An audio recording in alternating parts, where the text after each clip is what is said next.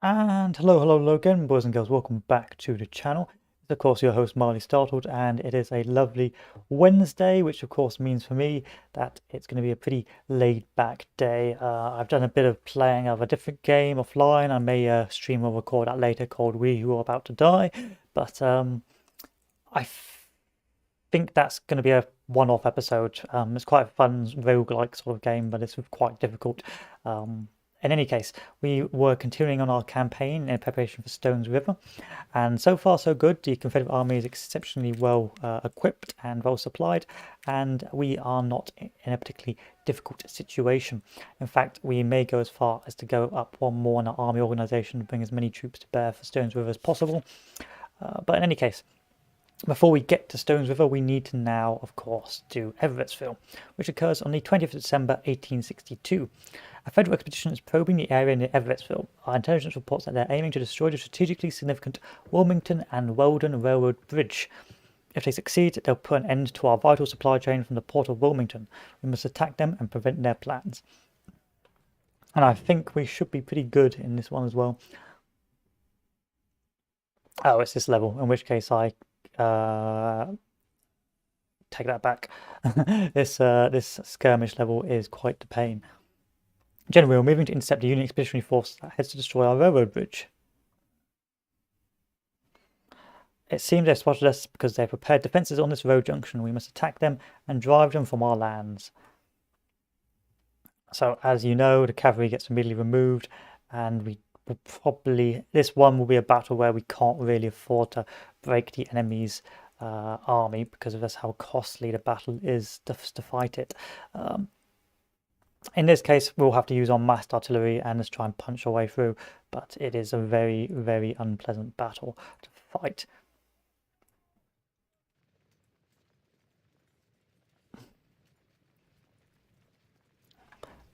So the idea here is another flanking action on the right, on the flanks, but if I can't do that, then of course I've got to hopefully hope to get the concentration of artillery can just punch its way through.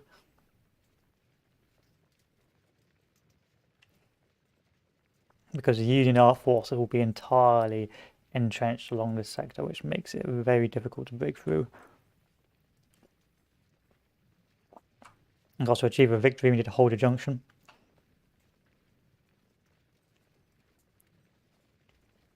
But we shall see.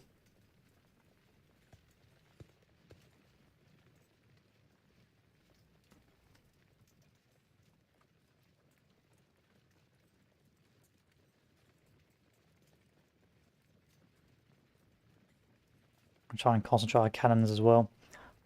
Just to punch through a hole. Or punch a hole in the enemy lines.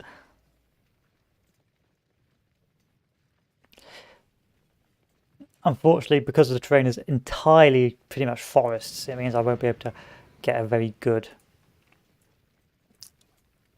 terrain advantage.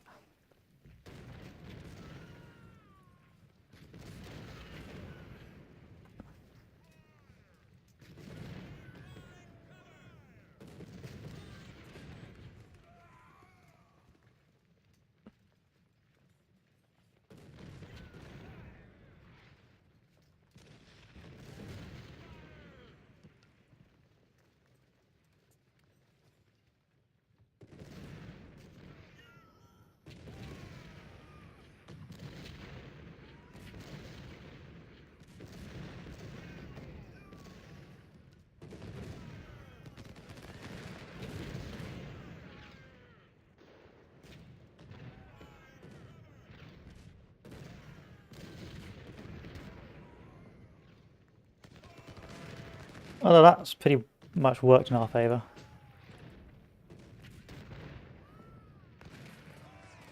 That has not worked in our favour now.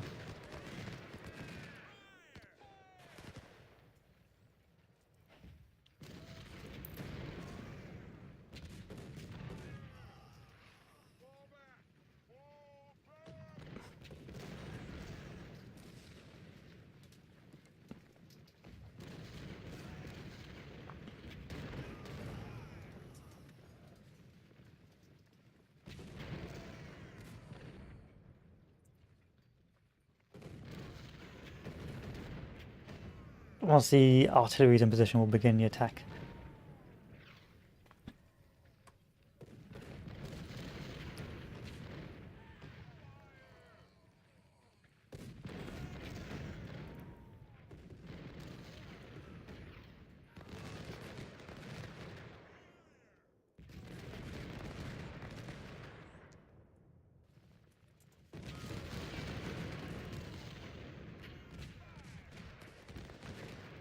Okay, let's do this.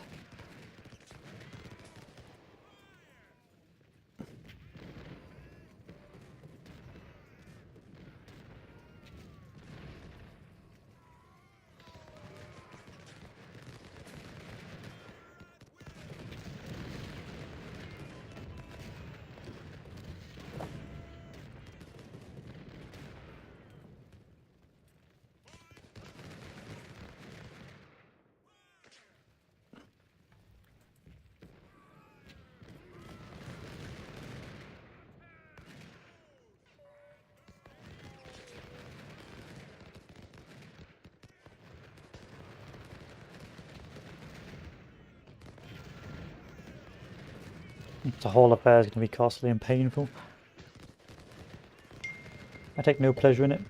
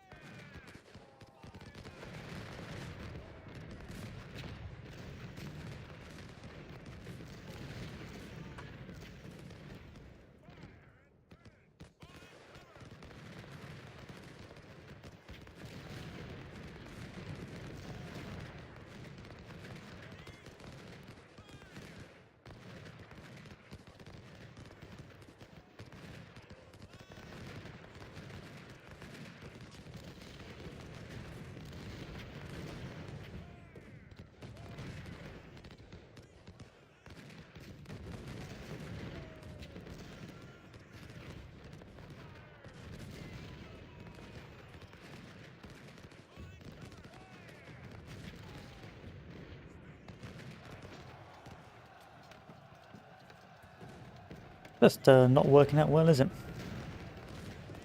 I'm hoping the concentrated artillery is what can break it. And then massed volleys.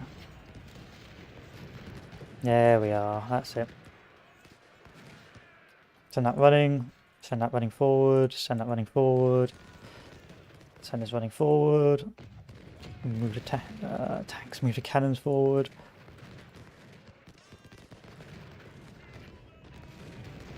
And then move forward, and that will hopefully be the breakthrough we needed.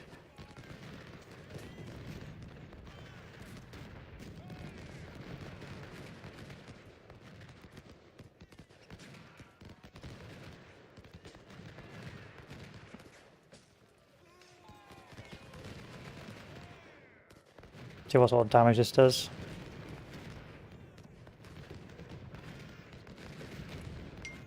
Let's give this a charge. Stop dinging me.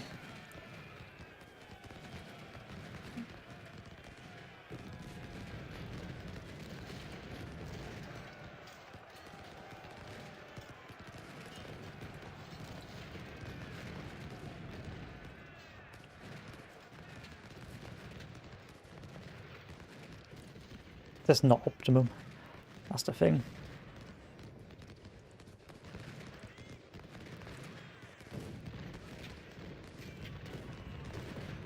Not what I had in mind. Especially because of all those casualties. I mean, I will be able to replace them, but you know how it'll be. What the hell are you guys doing?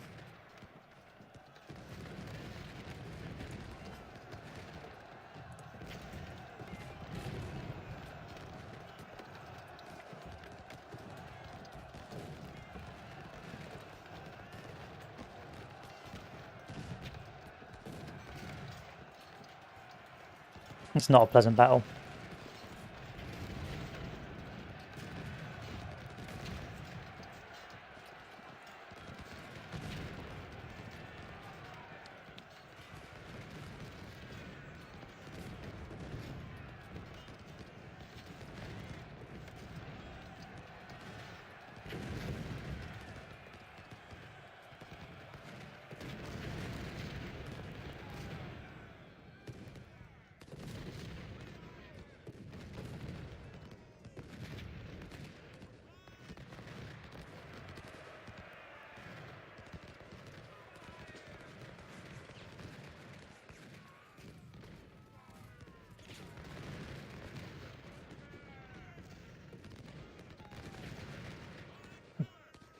Doesn't help when I've got irritating boys coming up behind me.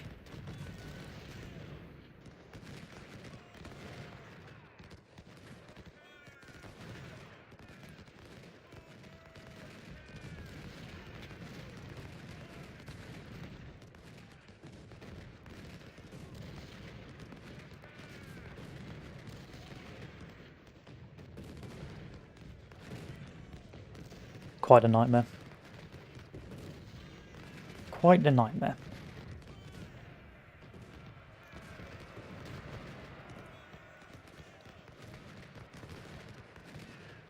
I'm glad these guys are somewhat well trained, but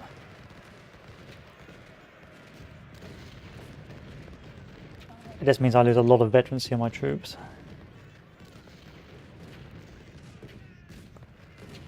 Which I'd rather not lose.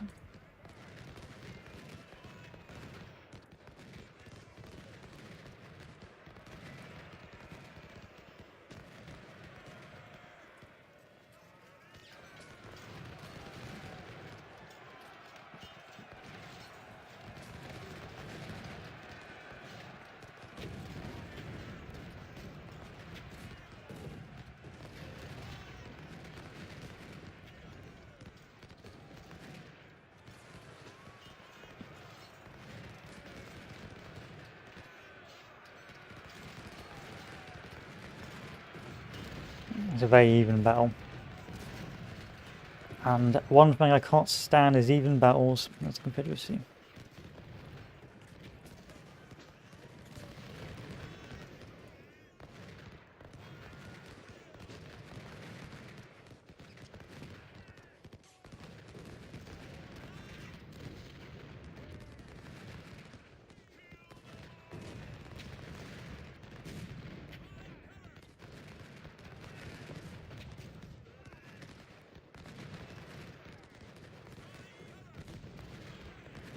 It's almost like two separate battles are occurring, one in the south, which isn't too big a problem, but the thing is, the nature of the terrain means that the enemy can survive for longer in defensive positions, so I can't mass my troops on a decisive point. And if I ignore those positions, then I run the risk of the enemy sort of coming up and clapping me.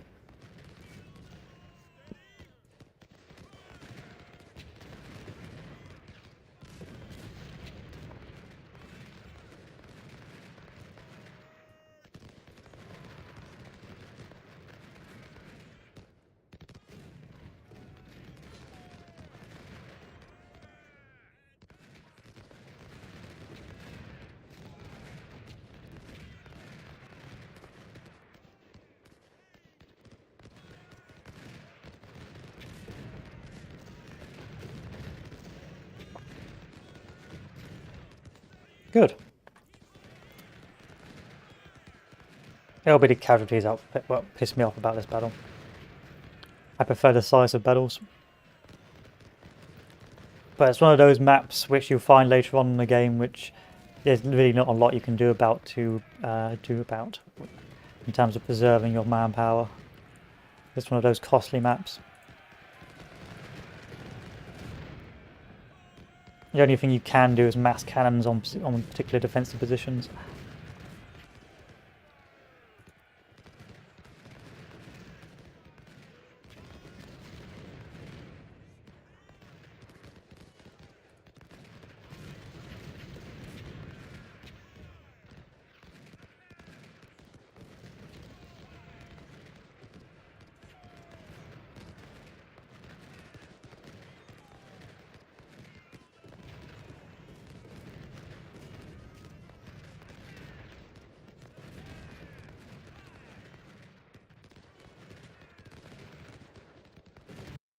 Still, not the end of the world, but you can tell here, there's a character I'd rather not replace.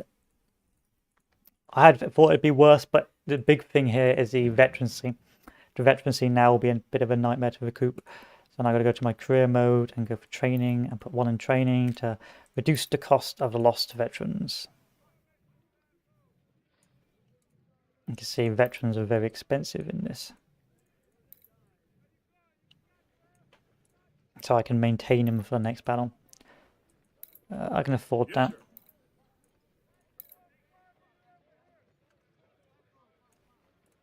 17,000 for veterans, ridiculous.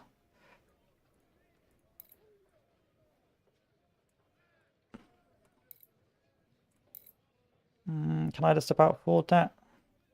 And it's very important you do have veterancy because, of course, if you look on the top right-hand side, you're going to see that our stats will start to decline if you don't. And those stats will be a difference between successfully assaulting fortifications or simply just dying.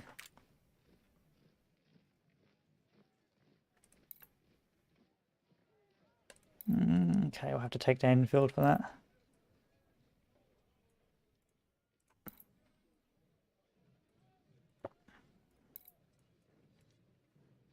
And that's the end of that.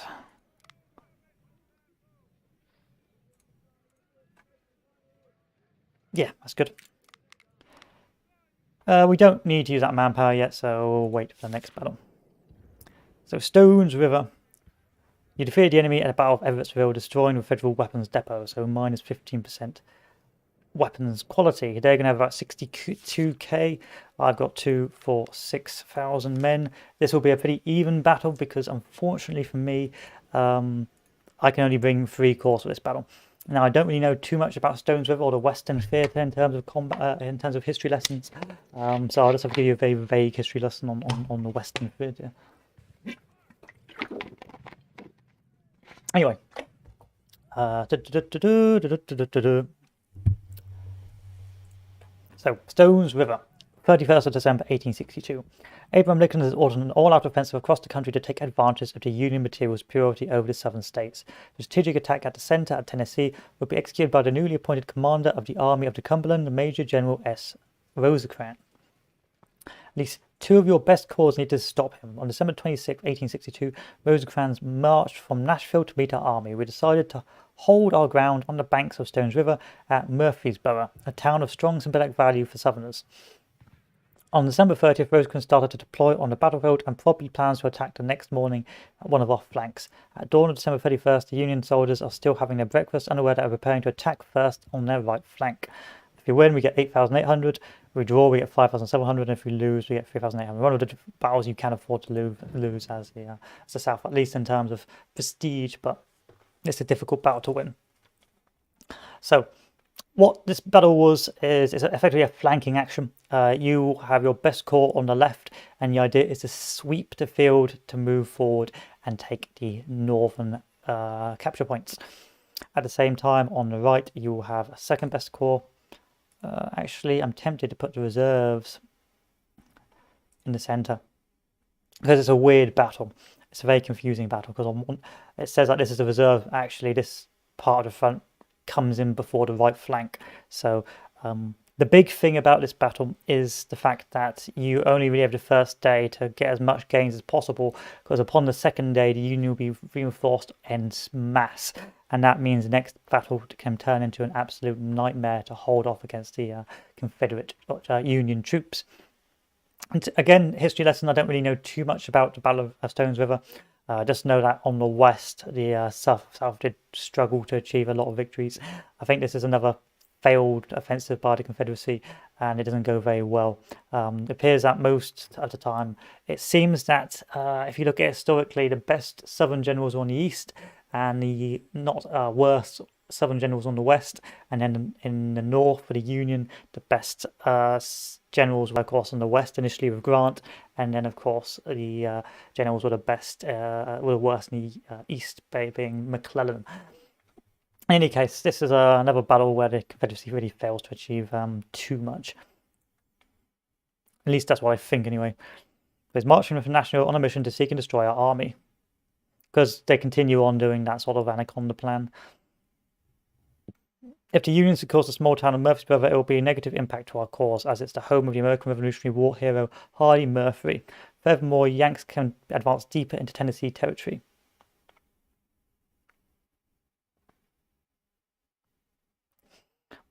We're not willing to allow them to march further into southern soil. Although the ground is not especially favourable, we will defend the banks of Stones River.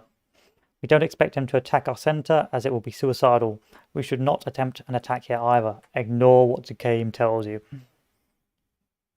They seem to mobilise for an attack to our right. If they take the heights west of the town, they could flank to push us south. So far, our cavalry is delaying their actions on this side.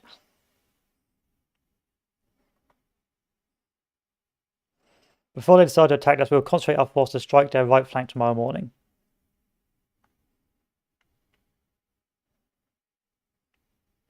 General Rosecrans has established his headquarters at Nashville Pike. If we advance and take it, we can surround his army and finish him off before more Yankee reinforcements come.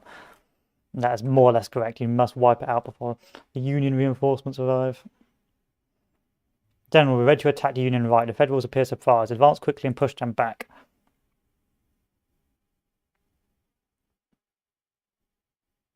We're advised to hold your forces at the centre and attack only when the enemy is weakened enough. So, I will keep one cavalry unit and move the tanks cannons up. And the idea is a great pivoting action. So we move all our troops up like so.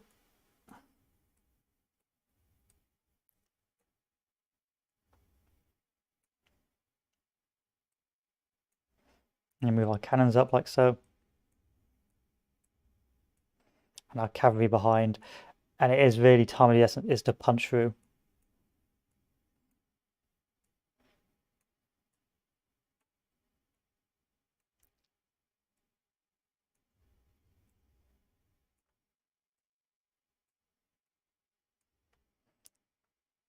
And we're going to try to pivot all the way around.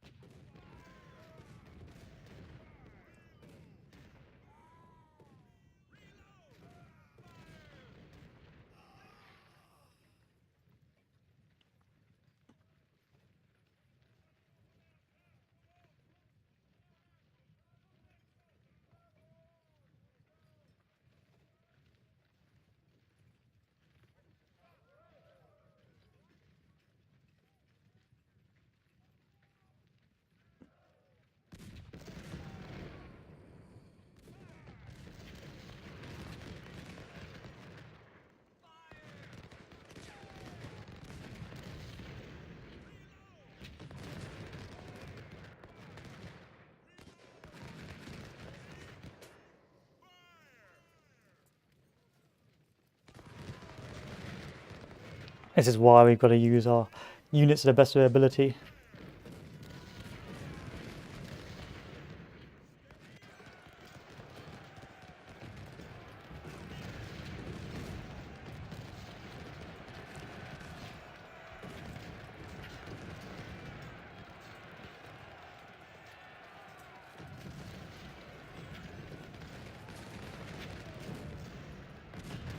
And let's break through in a glorious charge.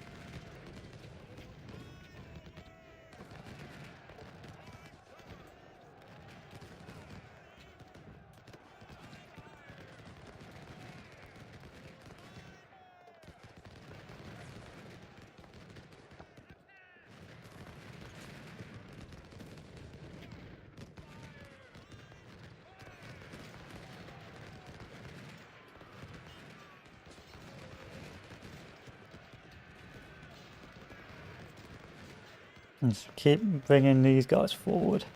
A constant walking charge.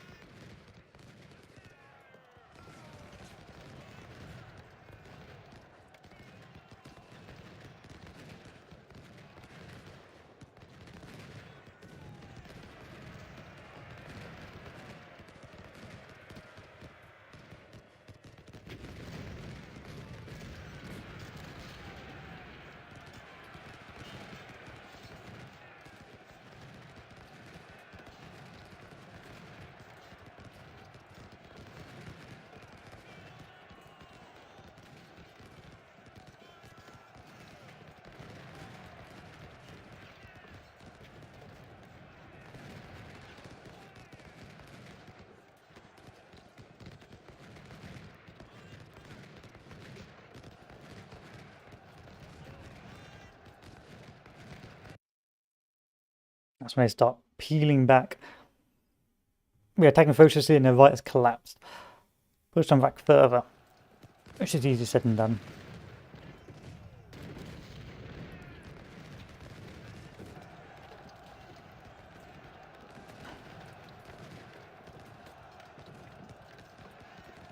Gotta mildly run, you lunatic.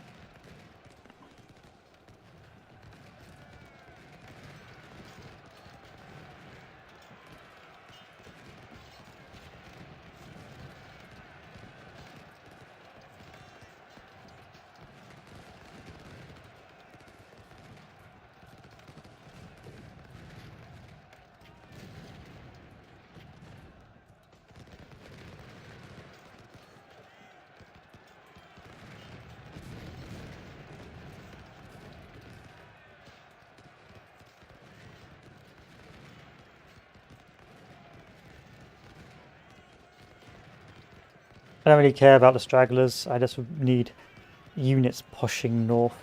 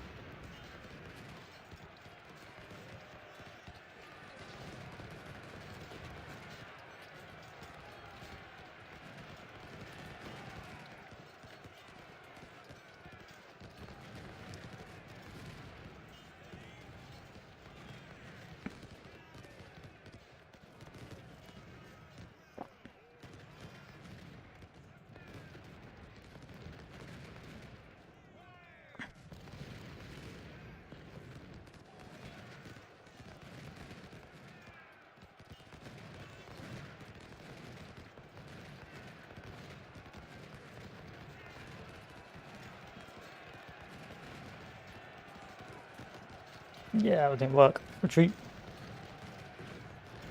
That's a fact. That attack indeed failed rapidly, barely. Like, very barely.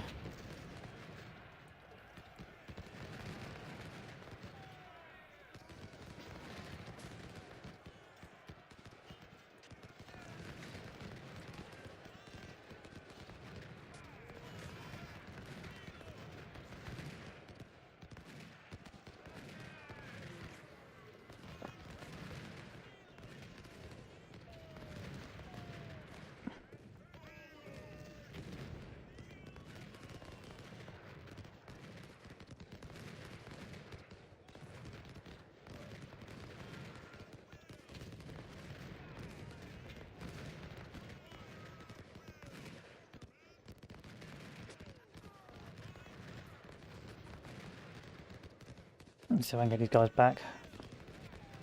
It's one of those battles. One of those butcheries.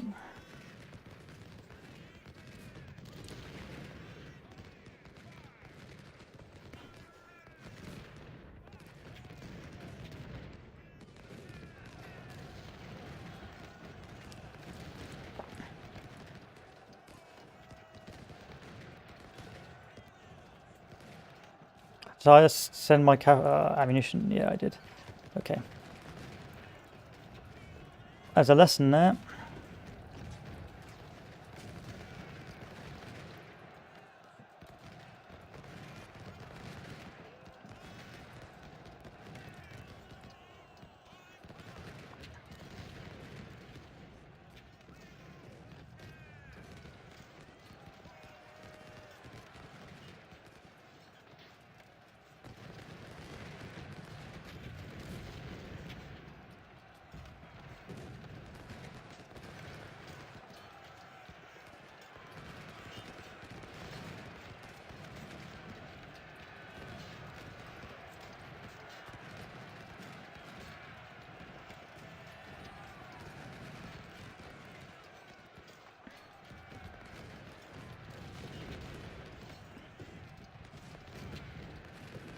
Alright, keep moving this forward.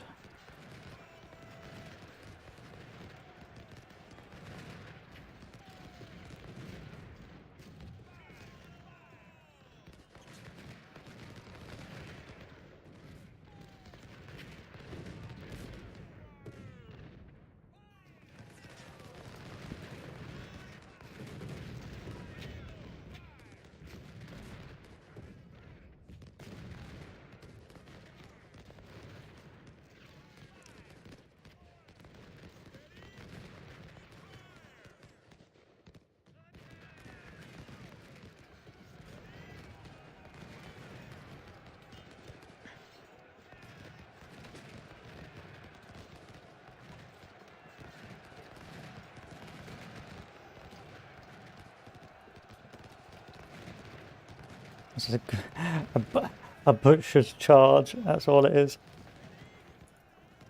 There's no strategy involved here.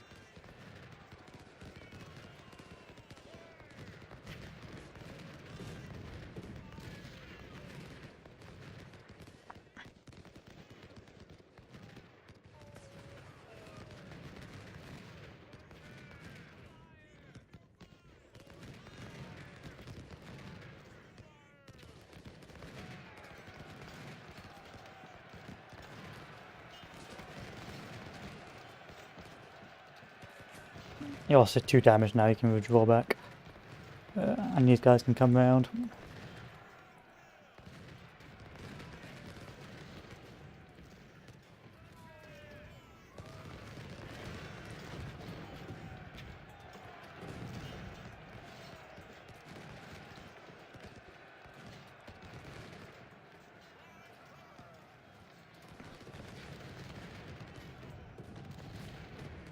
Push, push, push, push, push, push, push.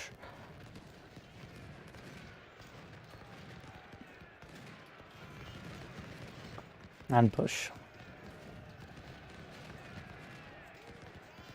Break them.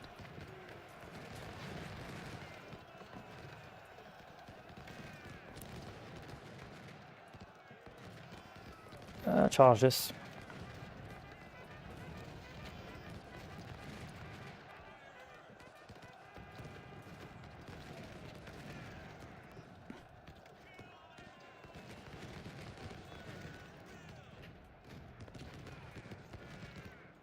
And this unit can retreat back over here.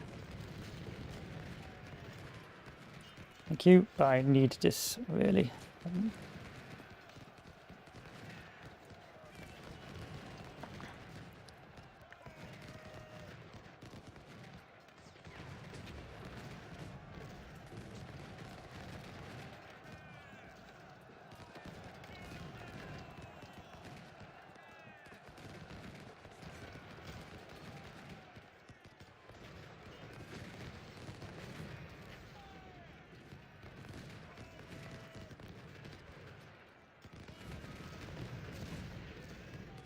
Oh, my troops are so tired.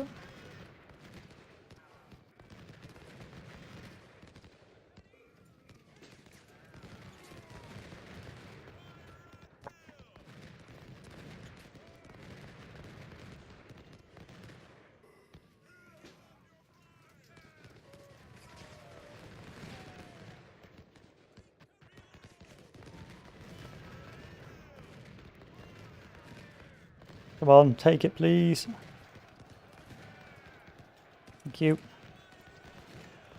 And that was definitely needed.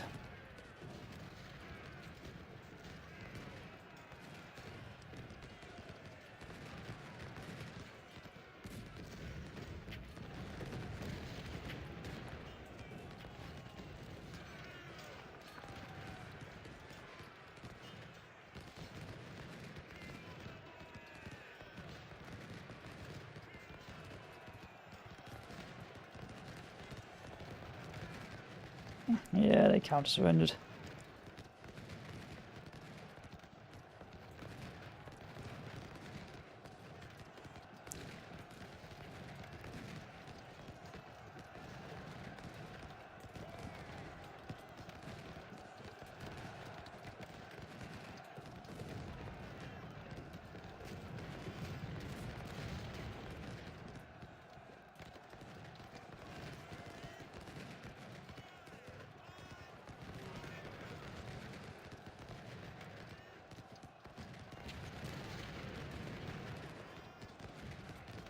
Quite the battle.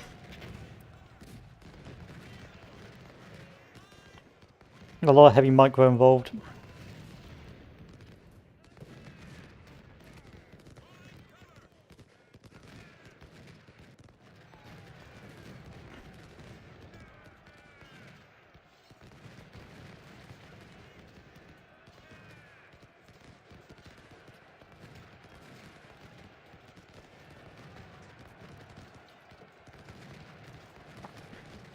An awful lot of heavy micro.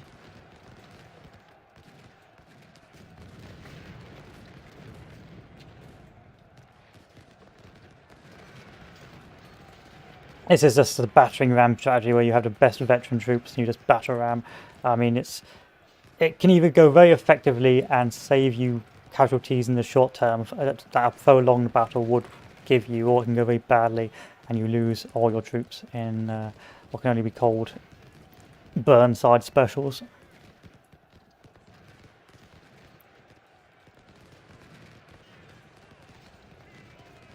Oh look, it's these guys again. Don't do that.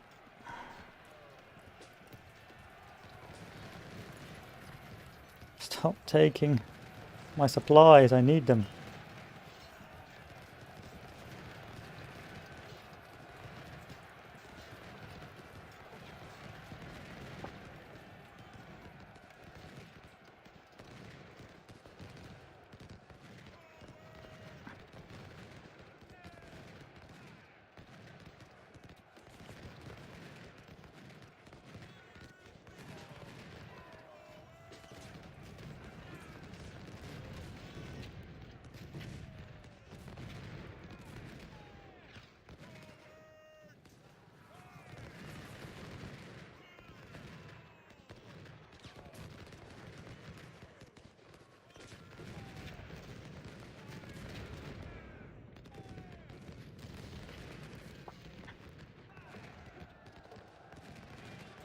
Good, good, good, good. Bring these guys back over here.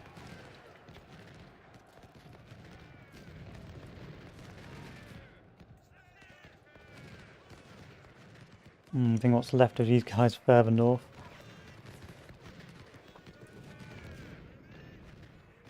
It is a massacre of a battle. Because time is so much of the essence, you can't really afford to be technical with what you do.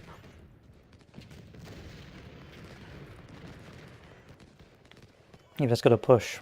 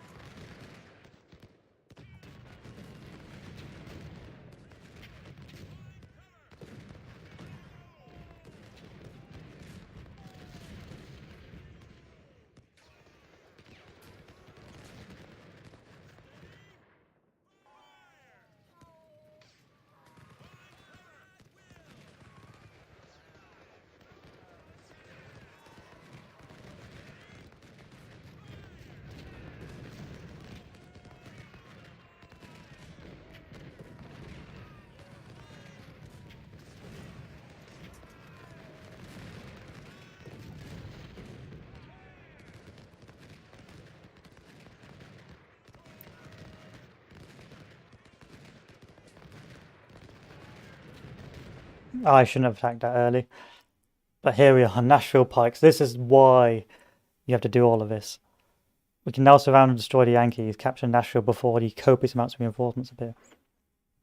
The west section of Nashville Pike will be lightly defended.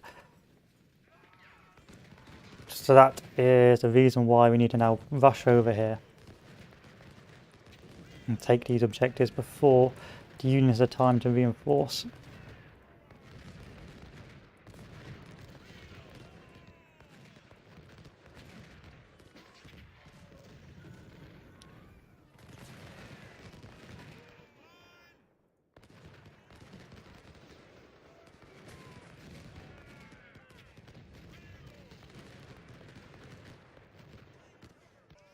And take those positions for themselves.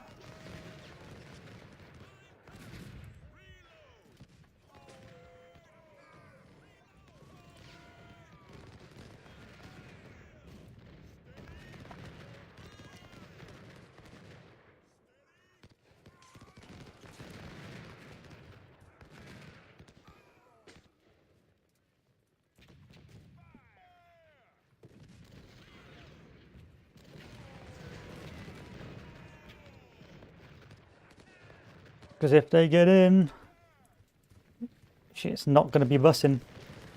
It's not going to be bussing. It will be, what's the phrase, a cringe champ. Is that right, fellow gamers?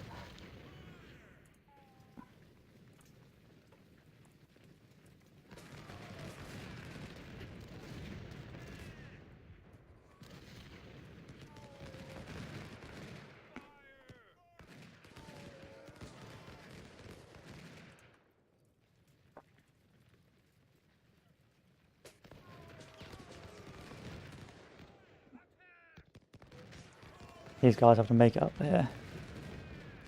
Up, up, up.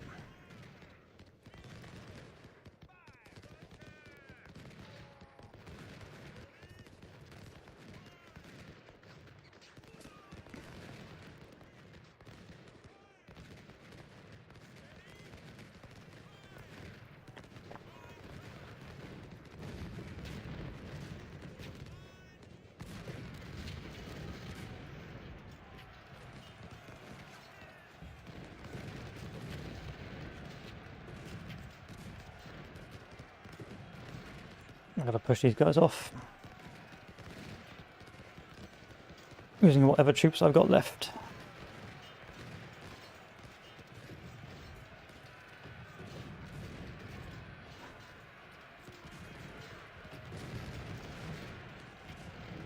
If they get in, it's ogre.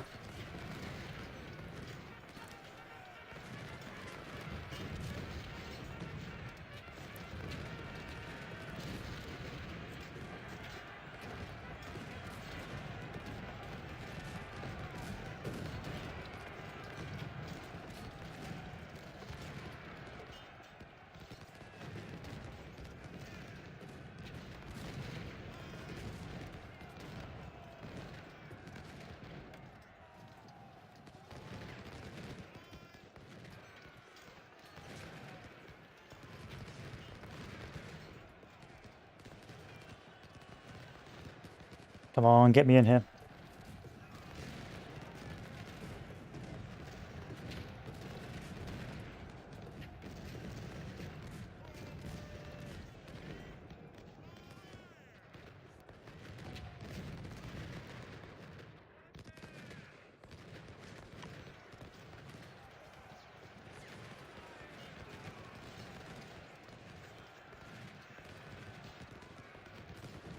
Yeah, they've gone to fortify it.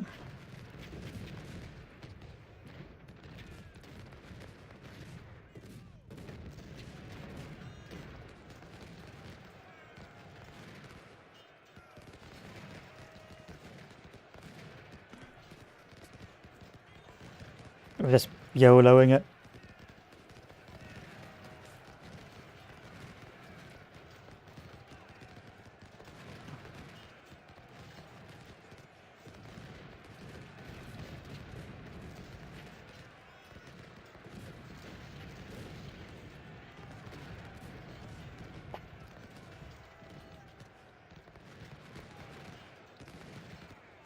Charge!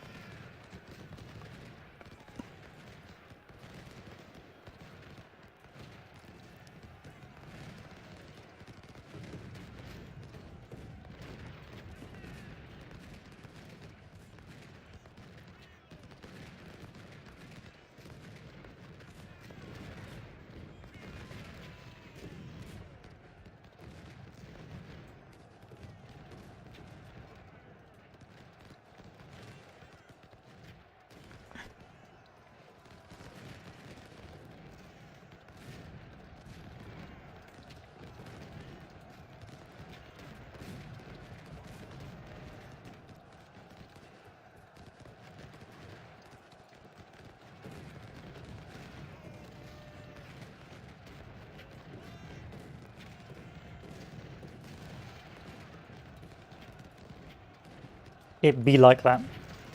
It truly be like that on this level.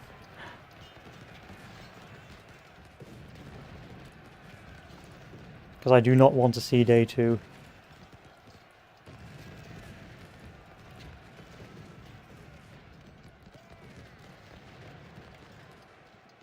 Sure, I've got more troops I can send up.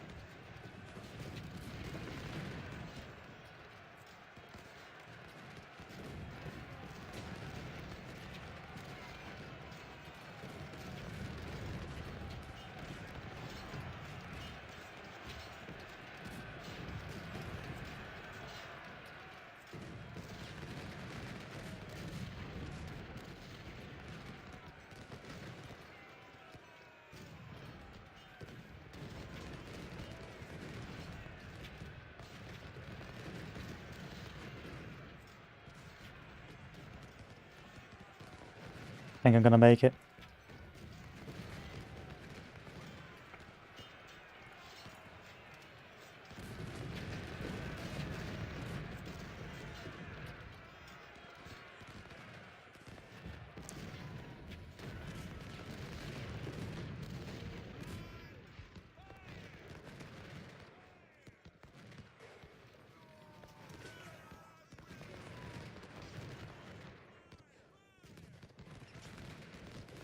I think I'm going to make it.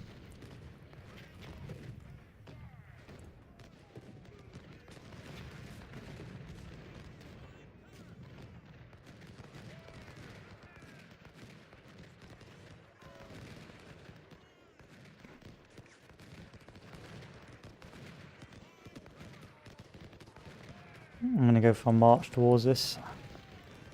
Onto my cav. What's left of it?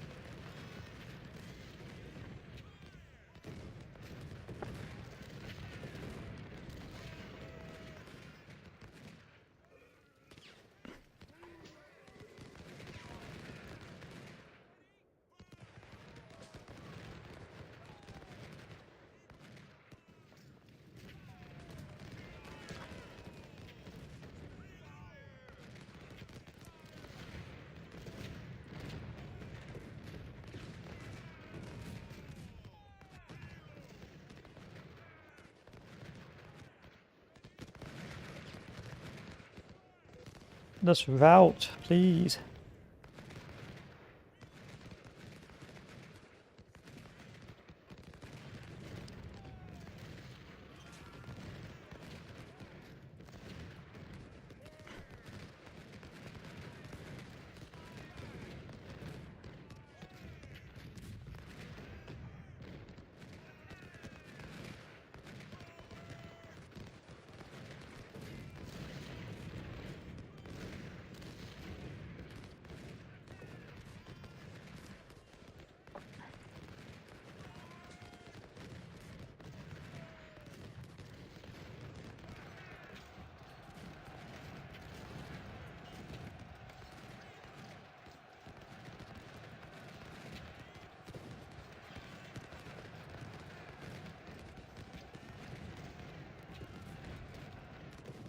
Just about.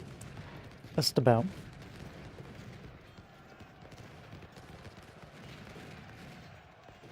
And that should mean I hold this position before the enemy reinforcements come. And clap me.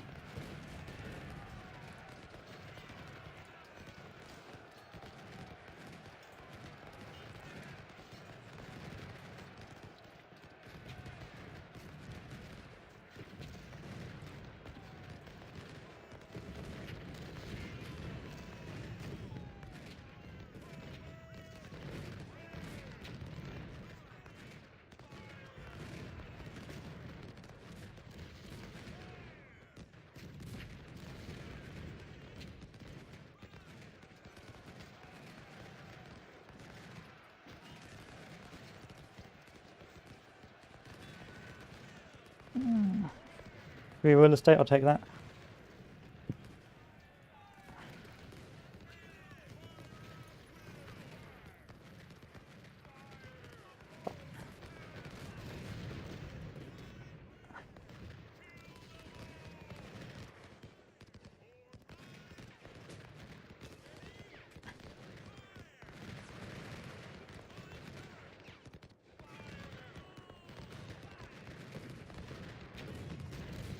And there we are.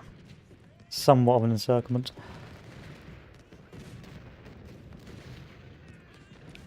No, not one I particularly enjoy doing. That's a 3,000 men, I'm happy with that. So I can bring some more artillery pieces over here.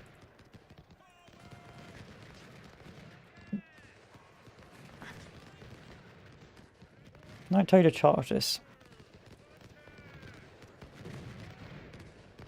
Beautiful. My mistake here was doing a general offensive. I should have waited until I turned the flank before I moved to do a general offensive on the north. The first phase, I should have turned the flank, pushed through there, and then attacked when once I had my southern troops to bear.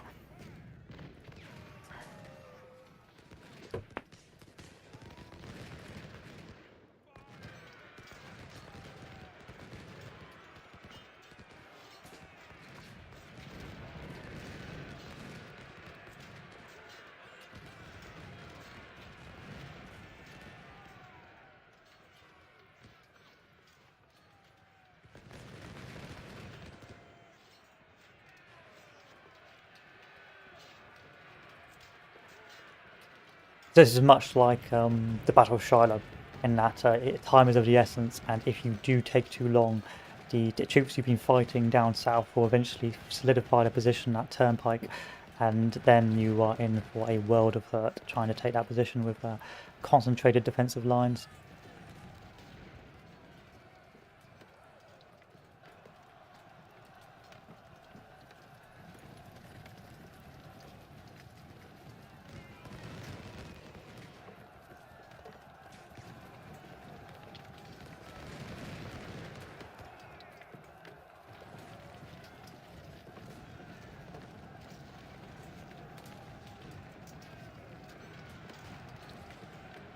They got out.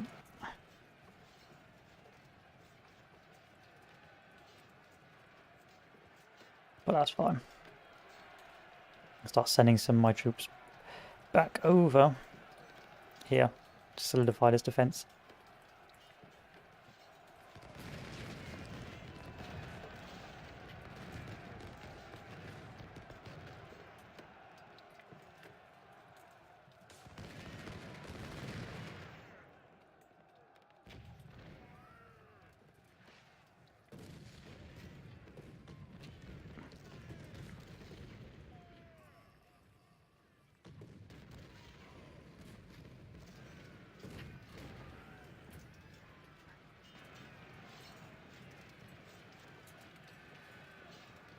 Got a few prisoners here as well.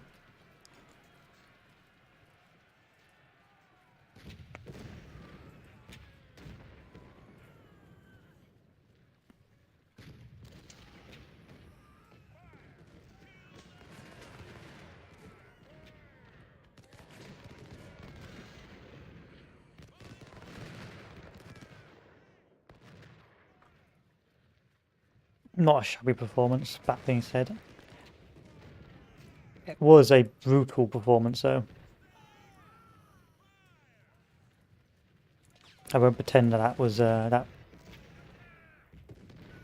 tactically impressive.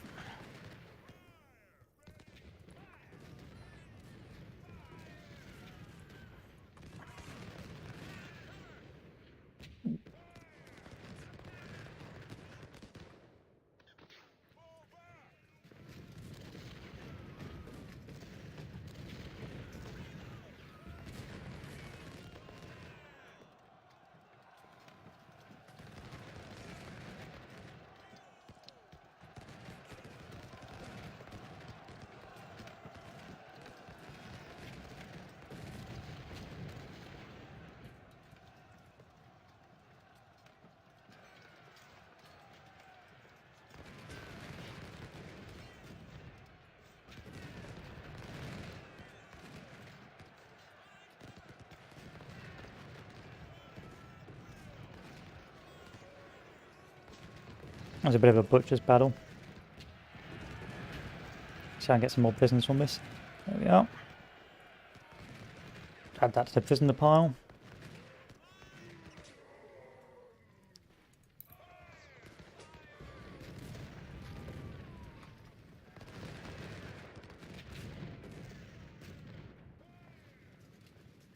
And I think that's that. But you can see how time sensitive the whole offensive is. You cannot stop. You've got to keep on pushing. Because if you do not take that position, the enemy will enforce and entrench, and what's left of your troops just won't be strong enough to overrun the enemy fortifications.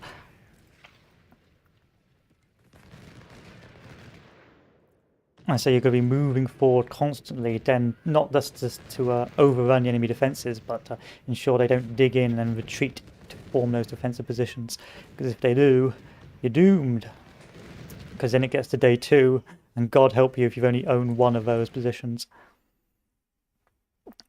So they only had 36,000 troops, but with that reinforcing corps, they would have had another 30,000 troops. So you'd end up with like 60,000. And you can see with my troop stats, they're down bad in terms of losses, 15,000 casualties in terms of losses.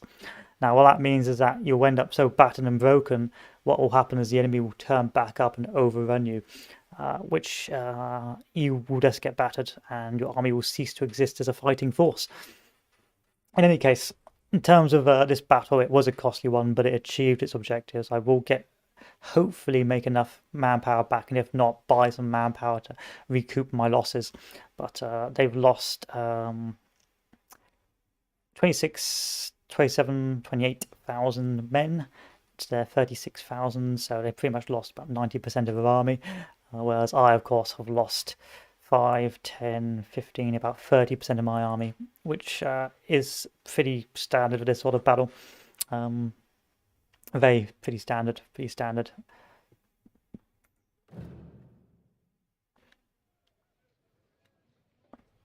So I got 1,000 prisoners back, but now I've got to rebuild my army in some way. By first, of course, buying more troops. And now the Union army gone up to 100k. So next battle is got Chancellorsville. So this is when things slowly start going badly wrong for the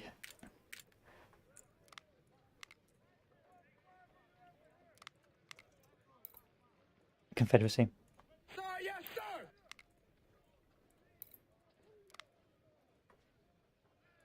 I've now got to rebuild my army some way, somehow. I'm going to put these into training so I can reduce the cost.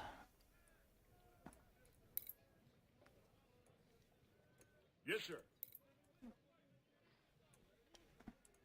Only the first corps is going to get the best veteran recruits. Everyone else is just going to stick with what they've got.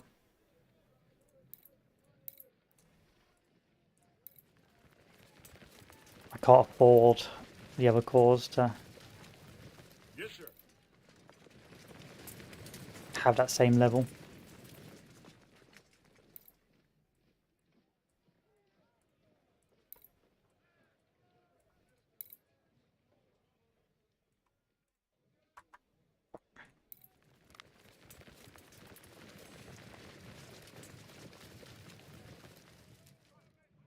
too expensive. Far too expensive.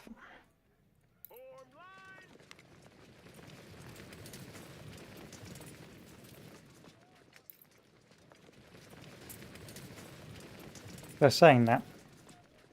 Might be able to afford this still.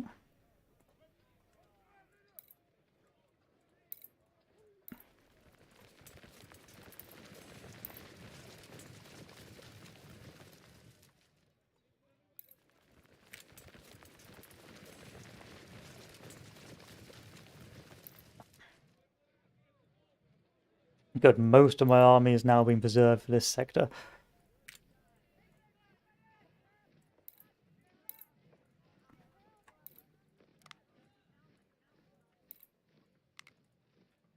Which is good. Now I've got to rebuild this core. And you guys are going to have your bogs down 1,500 troops.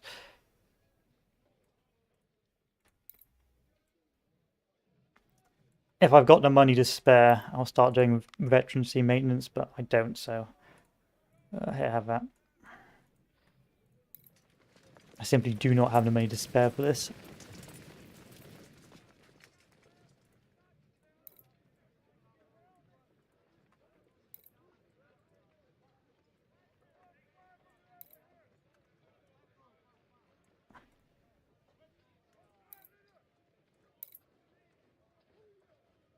I might be able to afford some upgrades there.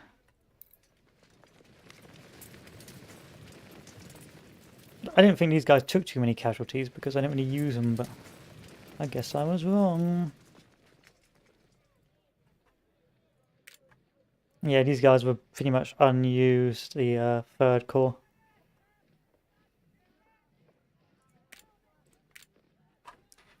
So everyone else pretty well equipped. That means I can still pay for more veterancy if I need to. This guy needs to be upgraded a little bit more. And everything else appears to be fine.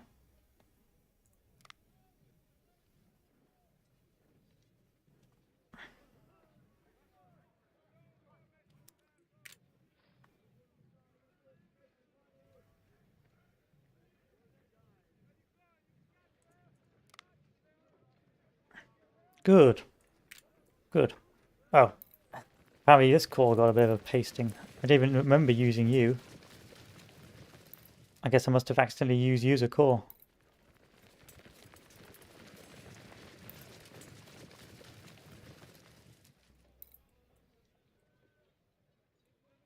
Sir, yes, sir! Yes, sir. Still, they got blooded now, so hopefully that means they'll be a bit better for the next oncoming engagements. Alright, what's the best gun to give you guys? I've got loads of these in stock, so I'll buy them. Another one.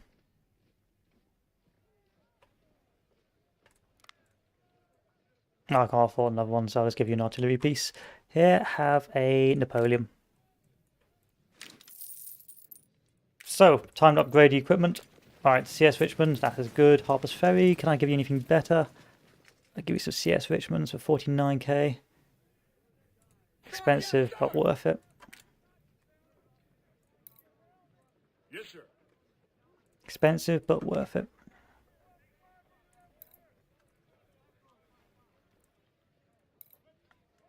And then I'll upgrade whatever's left with the Harper's Ferry rifles.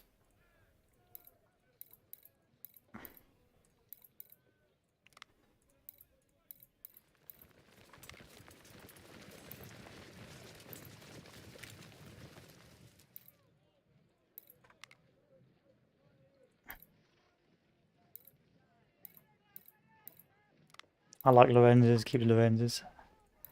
Good. That ends that battle. And then we're going to move forward on to do the other skirmishes for Chancellorsville. So because we won Stones River, nothing happens. We don't actually get bonus from that. But now we've got to take on the next three objectives. These will hopefully redeem our manpower and recover our manpower even further.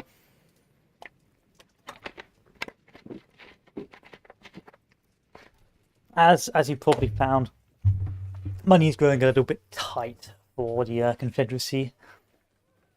But because we won the enemy at Stones River, Union forces will be smaller for the next battle, and their army's getting bigger as well.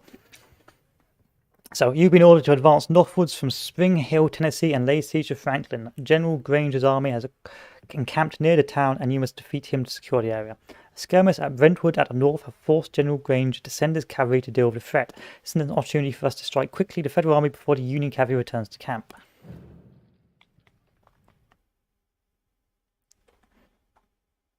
Alright, here's my corps. Oh god, it's fortified, isn't it? The Federals have deployed 1/4 Division 2 miles south of the town. There's no sign of Yankee activity. We've now been ordered to advance swiftly. Let's take a look at this town. Oh, yeah. So this is where we start to see the pain of fortifications, and we have to start doing brute force tactics, which involves heavy cannon batteries concentrated on a specific point with the aim of breaking through that point. So we take all these guys and move them up here. Move all the second guys up behind. And then we move up our cannons right behind.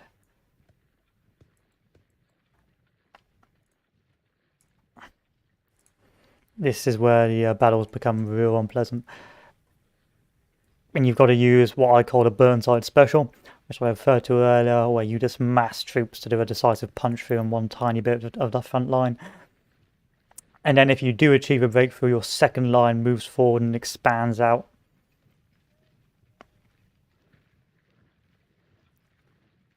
So in this case, our Burnside special will be in the center. And once our once our cannons get into position,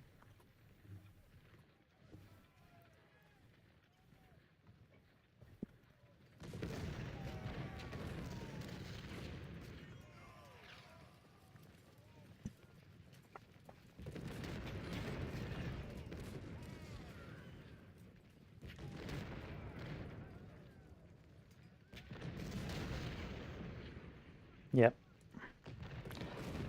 Cannon 1, Cannon 2, Cannon 3, Cannon 4, and Cannon 5. And we treat the cannons like our shotguns, so once our infantry does begin to conduct its operations,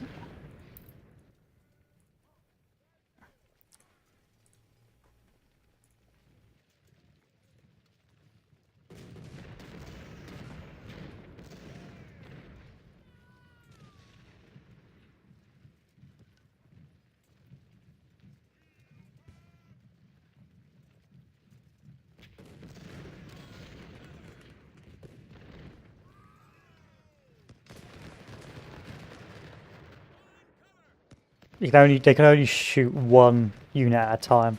That's why we're going to do the Burnside special. Attacks via column, that's what it is.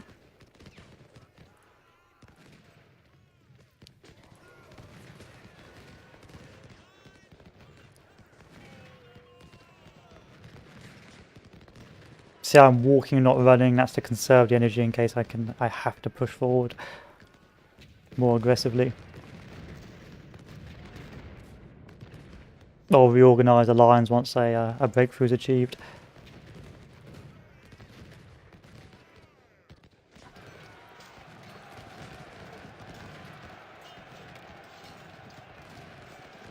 This way, run. We keep pushing forward, we keep pushing forward, we keep pushing forward, we keep pushing forward. Tell these guys to halt.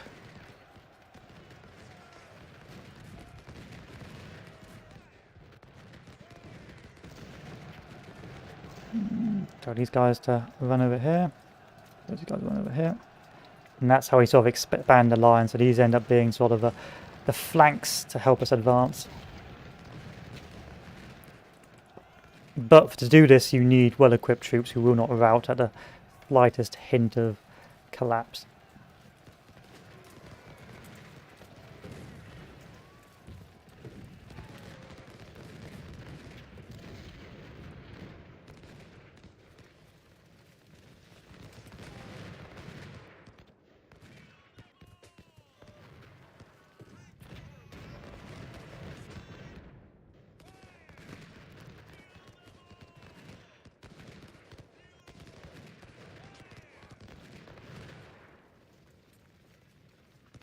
And that's what I quite like about the game, is the change from the type of warfare. You go from this sort of maneuvering and using the terrain to literally trench assaults with muskets.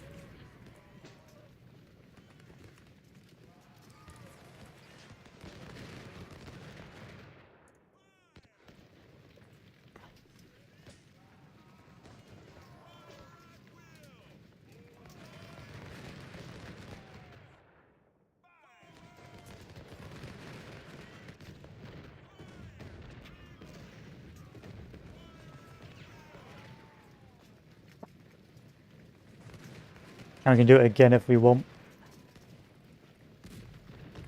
Yep. No running. No running. Up goes the cannons.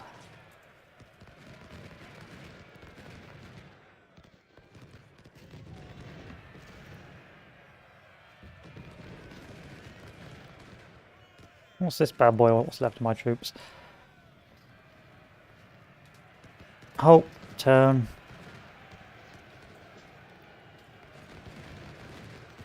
Dump the cannons.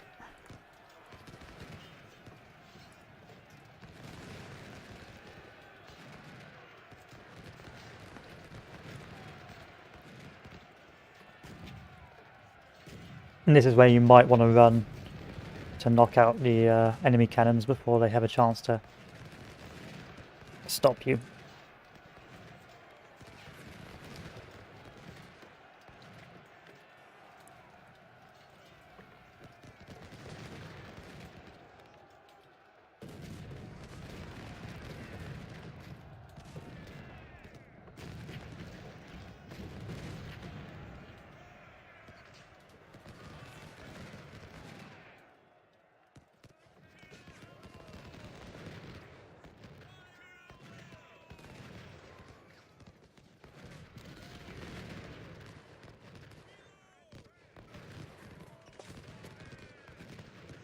There we are. Sweet victory.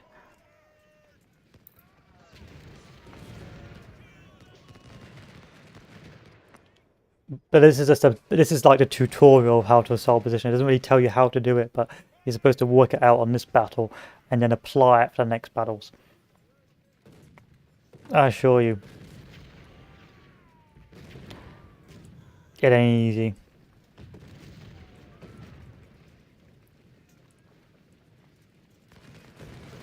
And that's why I've been trying to conserve our forces for so long.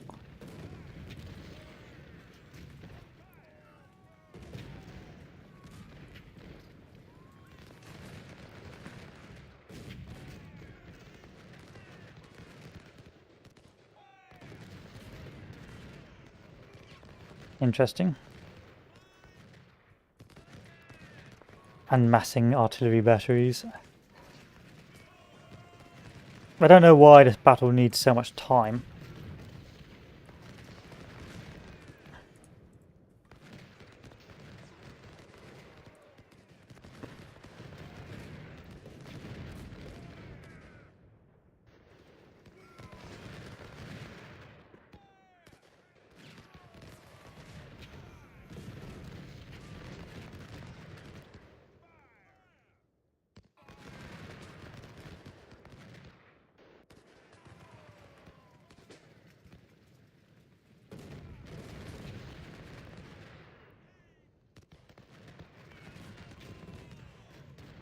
Those cannons. Those cannons.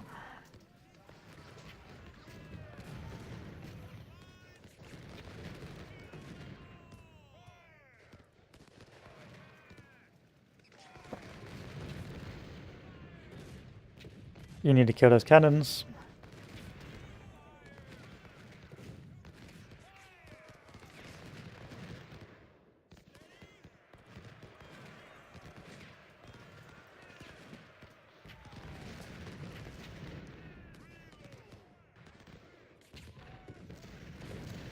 I'm trying to retreat these guys back. We're taking too many casualties here.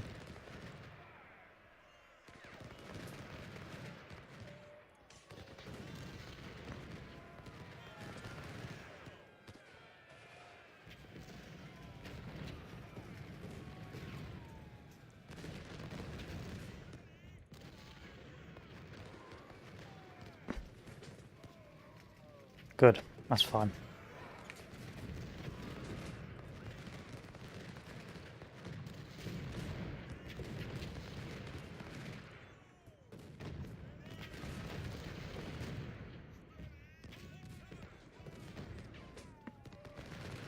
These guys really are pretty well equipped. I'm a bit worried about that. Look at that. Oh, it's disgusting. And a lot of these guys are my veteran troops as well.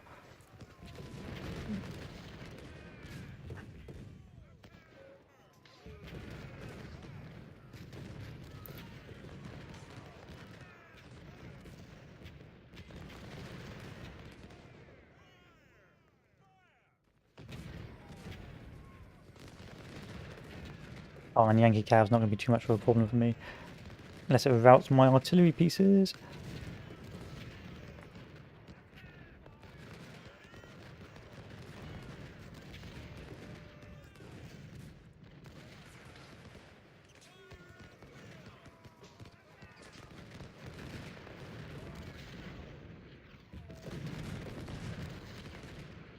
I just want to knock out the cannons. That's all I want.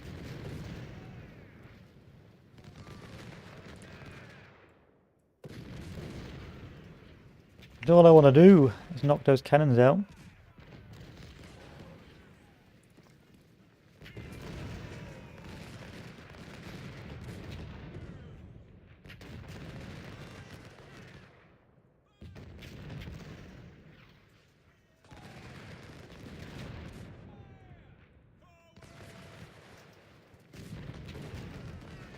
Oh, let's finish this battle. 2,000 captured there, 3,600. Yeah, we're going to start get to that. We are going to start getting to that level, but it could have been a lot worse trying to overrun those positions. And they've only lost 3,600 casualties wise. It's going to start being a problem. You can see, yeah, it's going to start being a problem. I'm going to have to switch to training now, aren't I? Reduce the cost of my veterans.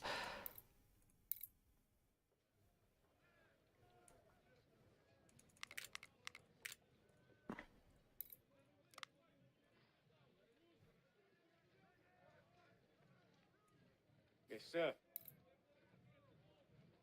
Money. I need money again.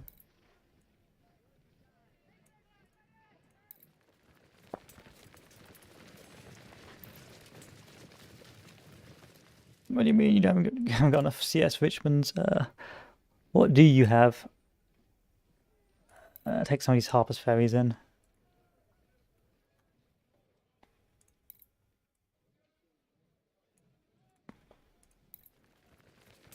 One five, 1-5, 1-5, 1-5, 1-5, 1-5. Yep. Okay. We can still afford one more troop, so it's not too bad.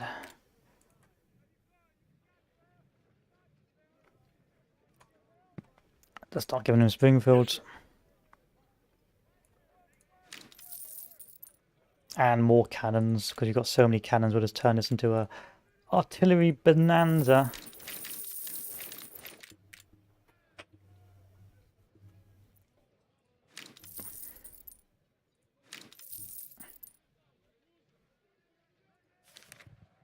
General, be advised at 3,000. Oh, God. Getting big, that's the thing. 1, 2, so 2, 4, 6, 7.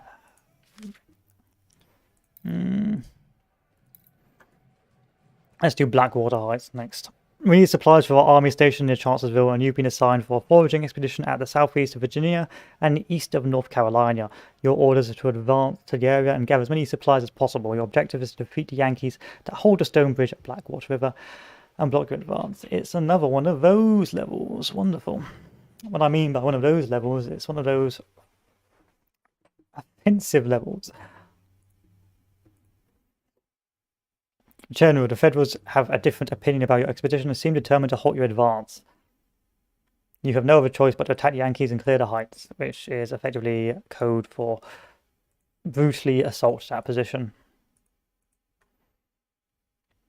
So there's literally no way around this. You won't be able to cross this river. The only thing you can do is punch through like I did before, which is just slowly but surely whittle down the enemy with your copious amounts of troops, forming assault columns.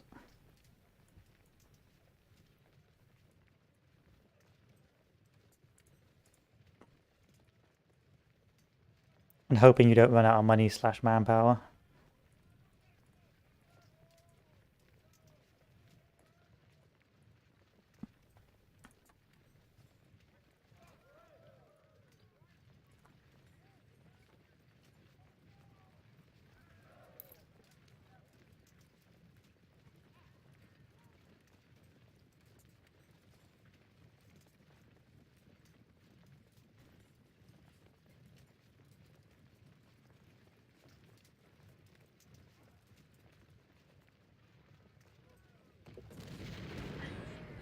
Hello, goodbye. Oh wow, they're beating my cavalry. These skirmishers are beating my cavalry. Run away.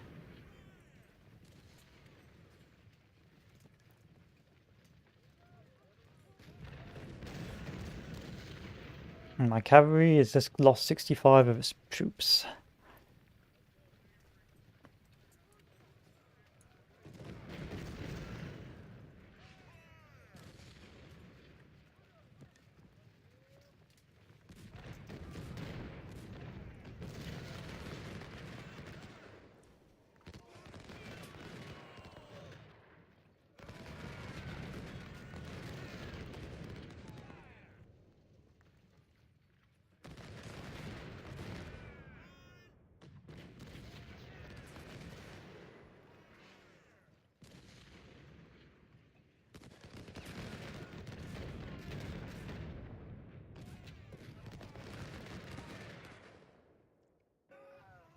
Alright, we're almost there. All we have to do is clear out this flank. See if we can get some shooting on this flank. And then we will try and break through that defensive line.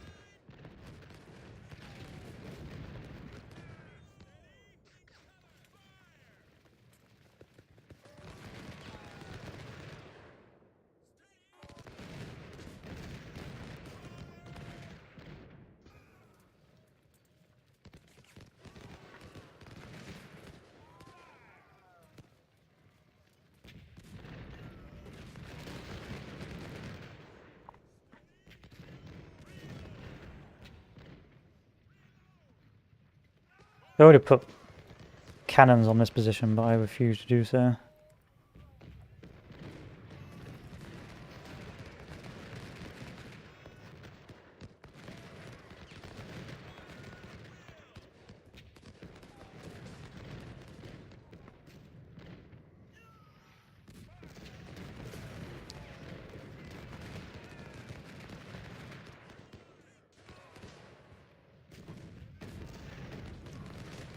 Is it actually worth doing?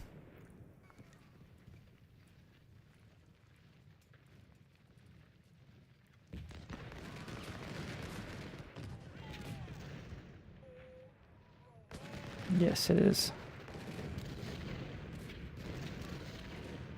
Move the cannons up. Assault formations.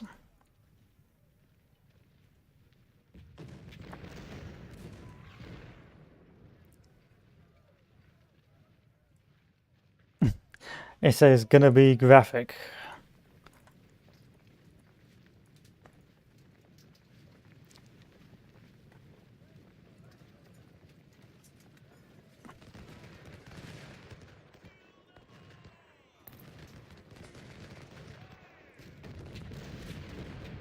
Rather very graphic.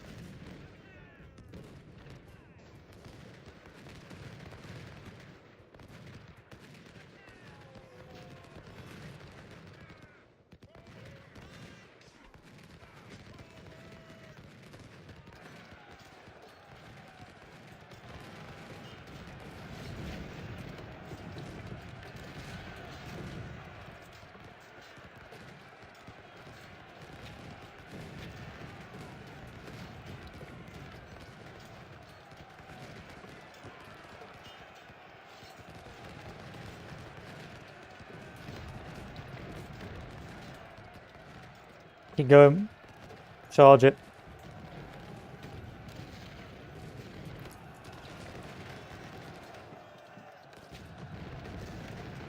There's only one thing to be done about this, and that is literally this.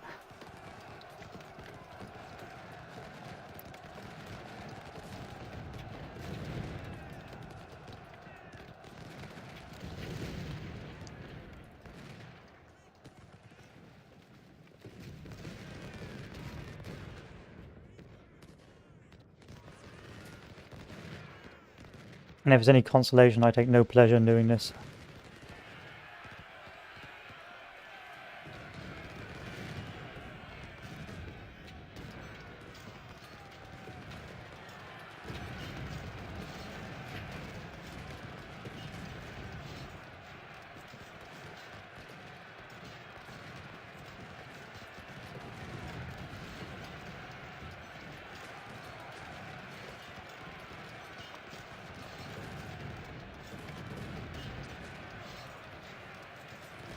Ouch.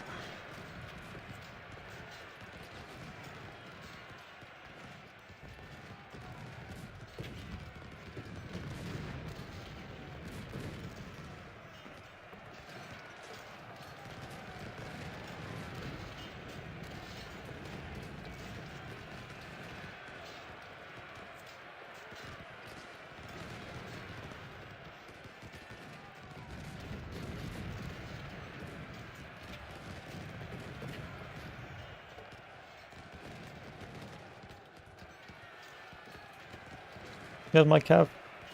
Come on, Cav. Save me.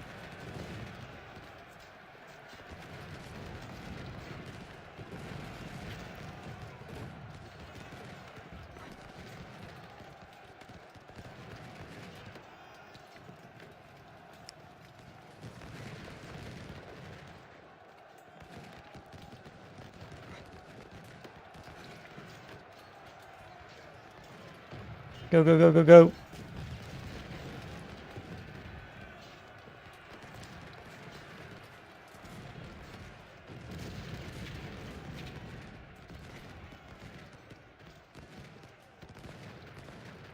Let's see if we can knock out the cannons.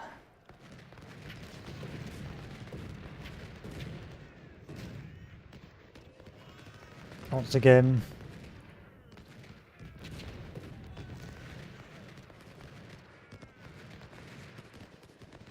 Okay, the cannons are retreating. Let's go deal with this unit.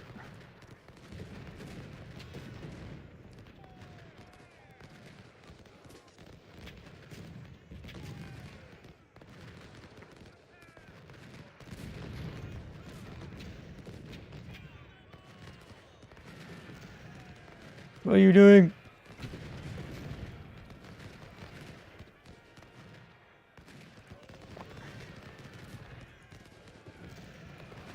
We secured it, but it's just another pain, just another at immense cost securing.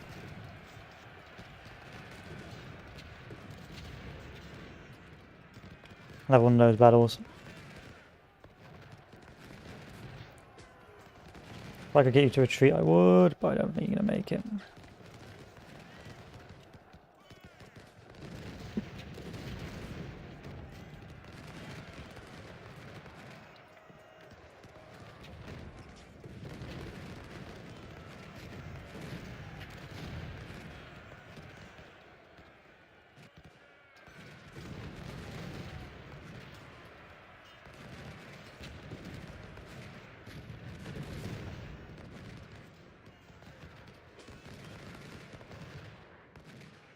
Nice, nice work, nice work. No pain, no pain.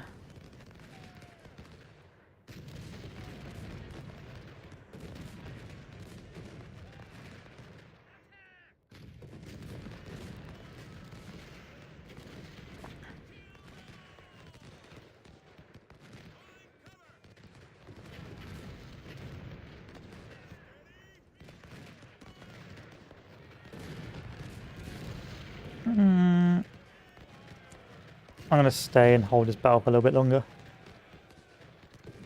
because I believe we can get a few cannons from this. Now, why am I still pestering about cannons even though I don't need any? It's really because if I get enough captured cannons, I can start selling them. I sort of treat them as a financial bank.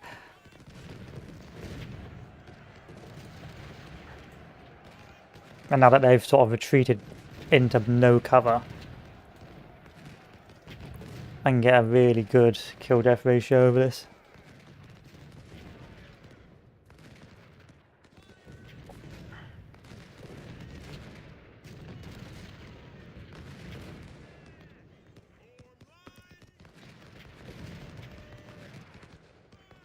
Maybe get some prisoners.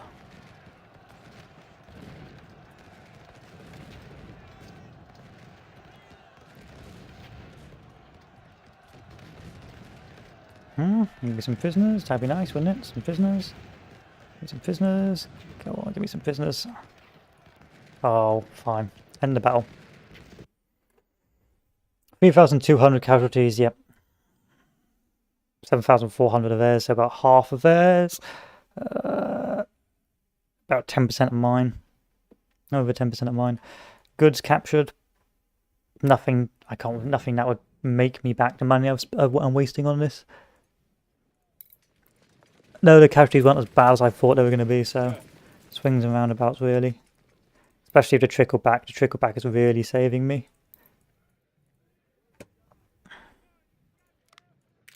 I need a new commander, and there isn't any person to be a new commander.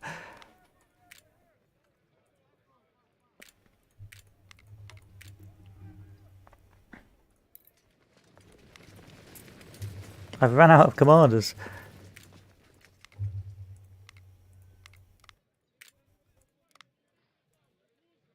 I've literally ran out of commanders. Yes, sir.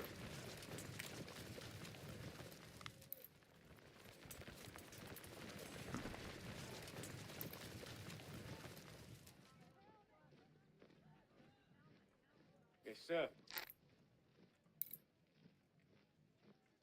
I can afford that.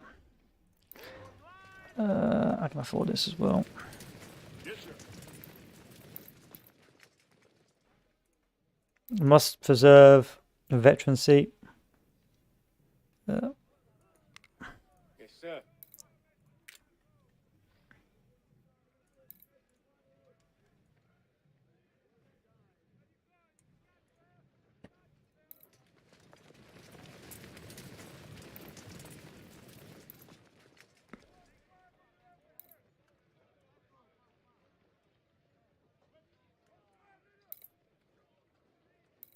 I need to put more on training. That's the thing that's crippling me financially at the moment.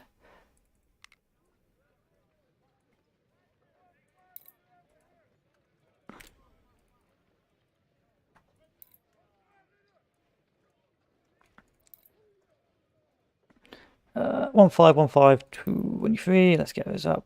1515 Good. Although I am lacking a commander, and I can't get a new one. In obedience, may receive orders to battle the enemy in Blackwater and lost almost all artillery and supplies. What are you going to get? You're going to get 3,500 more men. And the next one is Rio Hill. Without a commander. Not the end of the world. Our supply station on Rio Hill, a few miles north of Chancellorsville, is under attack. We spotted numerous enemy cavalry approaching and yet dismounting, preparing to attack us from all directions. Union cavalry is equipped with advanced weaponry and is better trained than ordinary infantry, so we have to use our best troops to withstand their assault. Those supplies are desperately needed for our army fighting Virginia, protect them at all costs. We shall see. Oh, it's a defense map, fine. I can survive pretty well with a defense map. Large numbers of Federal cavalry approaching our supply station. I don't care about that. We have a few brigades. And we are getting reinforcements.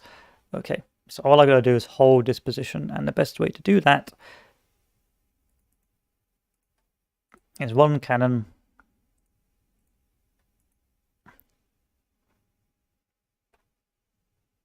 In fact, get rid of the cannon and let's put down a load of infantry positions. Then I can just go, oh, oh, oh.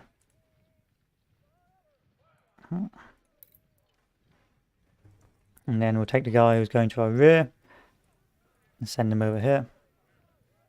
That guy's going over here, that guy's going over here.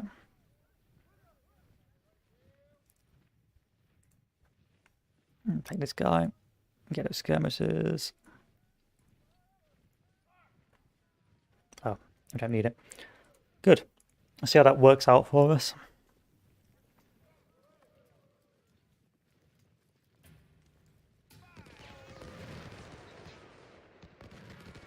Are only skirmishers, it's not the end of the world. They're pretty easy to deal with.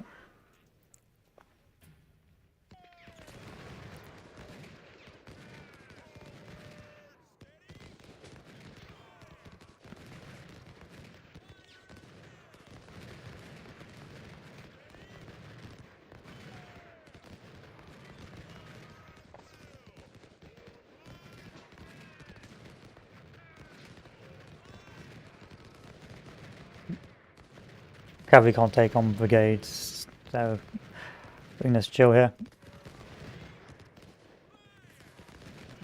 And our range is in fact better.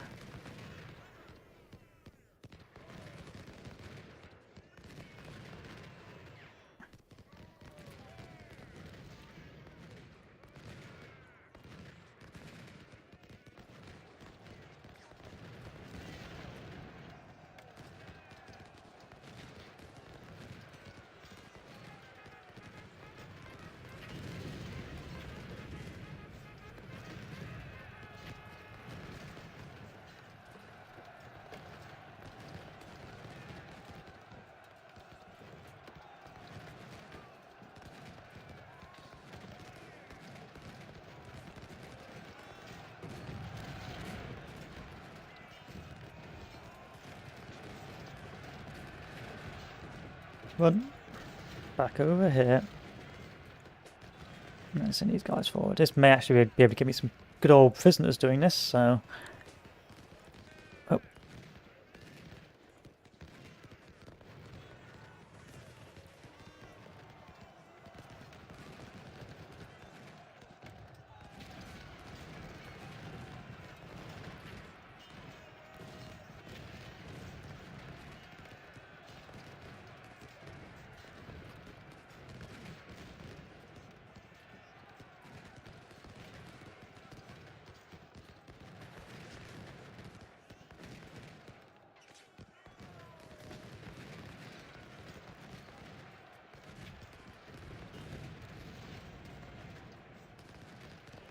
Let's go deal with this cannon.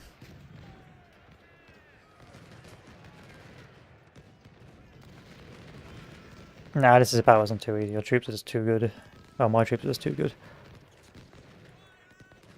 Okay, send them back. And that'll be an easy 1,000 casualties I can replace. As long as I don't lose the prisoners.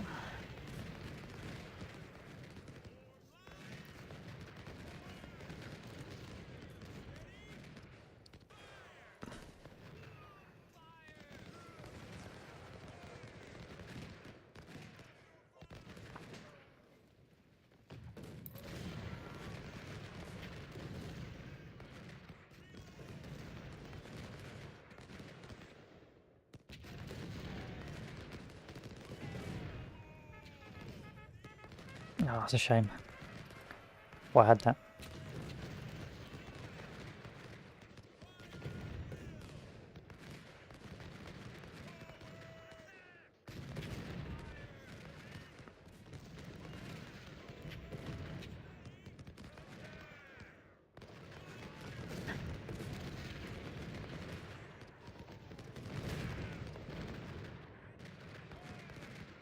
me chase it down. Give you guys a good old arty bombardment.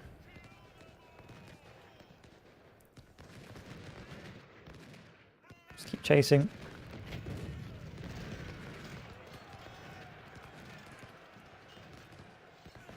That one goes over there, that one goes over there.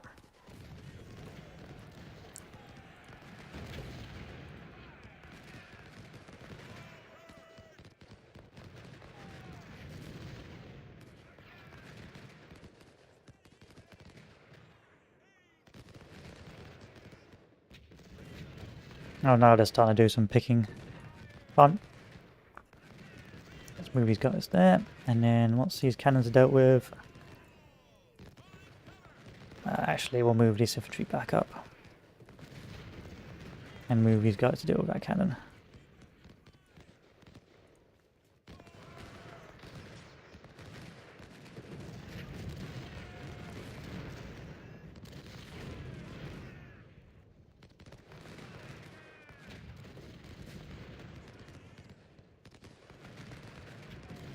So I'm not sure if these are supposed to be skirmishers, this very small elite infantry with like the best weapons.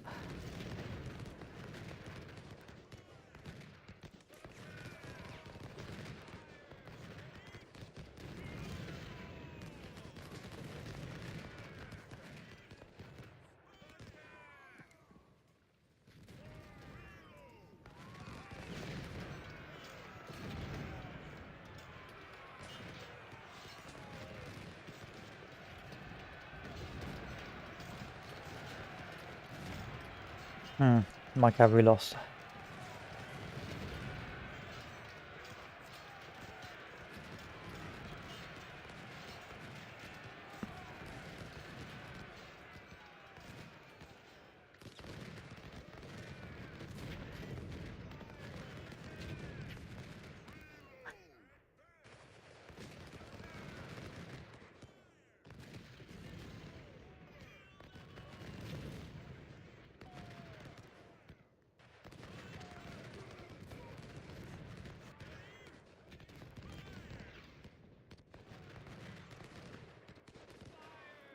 Ow.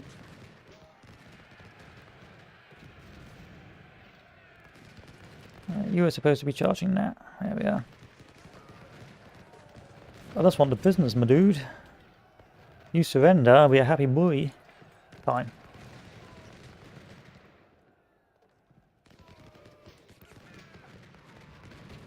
Not the most difficult of battles, I'll be honest with you.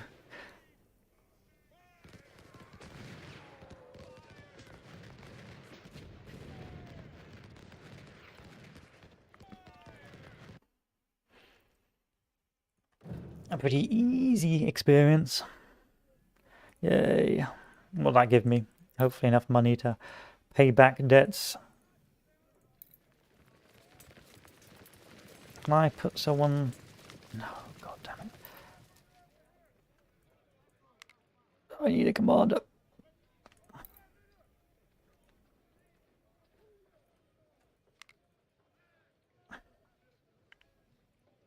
Hello, can I now replace you? Yes. Okay, that's fine. Okay, that's fine. Yes, sir. Crisis averted. Cavalry is garbage. And that is all there is left. Okay. So money-wise is not the issue, it's training, but I am running out of ammunition now, so I'm going to give these guys a bit more ammunition. And then I'm going to add a couple more infantry divisions. I'm tempted to give these guys... Oh, it's a shame I can't give them 300.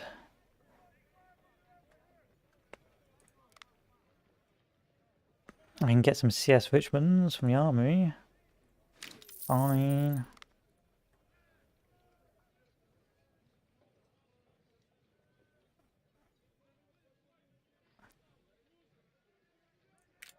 Sir, yes, sir. And that is my 4th corps.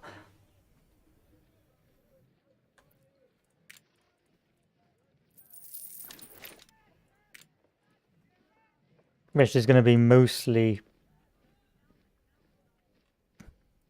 cannons. The fourth core will be the cannon core. Oh, I got 64 parrots, fine. Good. A couple of CS Richmonds, some Harper's Ferries, Springfields. Can I give you anything more expensive than that? No. How about my cannons? You guys want anything else cannon-wise? 6-pounder, 6-pounder, 12-pounder, 6-pounder. Let's give these guys something a bit more potent. I can buy some more CS Richmonds, but they're not really worth it. So here we go. We'll call we'll do the Battle of Chancellorsville and then call it afterwards. But Chancellorsville is the another one of those win in the first day or get clapped by AI reinforcements. So let's take a look. Because we won the Battle of Blackwater River, we got minus 5% enemy armor size, and because we won there, they've got to send more reinforcements west to West Virginia, so that's minus 5% enemy army size, so minus 10% the 100k we were expecting. So, 30th of April 1863. After the Union's severe loss at Fredericksburg, Army of the Potomac's commander, General Burnside, has been replaced by Major General Joseph Hooker. We still hold the Federals behind the Rappahannock River, and our corps is stretched out to secure the Virginia borders. Our cavalry has spotted Hooker's forces crossing the Rappahannock River from the western fords. It appears he is demonstrating an attack in Fredericksburg, while his main army is attempting to flank us. He faced a serious threat of double envelopment from the east and west, while being seriously outnumbered because Longstreet is laying siege to Suffolk.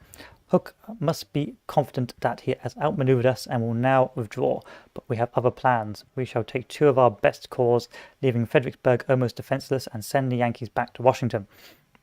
If we lose, we pretty much lose the game. It's one of those battles where you can't lose. If you draw, you don't want to draw. You need the money, and victory will basically keep you afloat at Chancellorsville. So the thing that makes Chancellorsville rather difficult is the fact that you only have 2 corps at the start, and this means that you will have artificial number inferiority or size inferiority after the second day. So you really must achieve a grand victory on the sort of first day, otherwise you are doomed, and I mean doomed. Historically, of course, Chancellorsville was probably Lee's greatest moment, because he strategically, again, breaking up his smaller force into 2, which is normally sort of frowned at in most strategic mindsets, making yourself even weaker. He was able to outmaneuver and beat a much larger force, much like he did before at Gaines Mill and so on, but to, of course, a much more successful extent. Of course, the victory forced the Union to withdraw once more, and would lead to his offensive campaign at Gettysburg. But the big issue was, once again, it wasn't decisive, and General Lee knew that, and that's why, of course, he went on to the offensive. It's also the battle where Stonewall Jackson, or Thomas Jackson, I think it's Thomas Jackson, Stonewall Jackson gets shot by one of his own soldiers while reconnoitering, and Lee loses one of his really good corps commanders, which unfortunately is perhaps one of the other aspects that led to his defeat at Gettysburg. In any case, our objective is to punch through the north and use our flanking force to punch through the east. It's very much a punching job. So where's my first corps? First corps goes here, second corps goes here, and you really got to be very aggressive. So Union forces have crossed the western fords of the Rappahannock River and are now marching into Confederate territory. We detected enemy infantry marching down the U.S. Road Ford. More Union infantry is heading our way into Ely's Ford Road and Orange Turnpike. It seems they are massing to attack our left, and our forces in Fredericksburg are only demonstrating an attack. It's a trap. They are establishing a camp at Chancellors's farm, and tomorrow they will be a serious threat. We must attack them before they consolidate their position. If you don't, you're done for. Stop the entrenching. Tomorrow we will attack and surprise Hooker. Union 5th 7th and 2nd Corps are at Chancellorsville and are preparing to advance.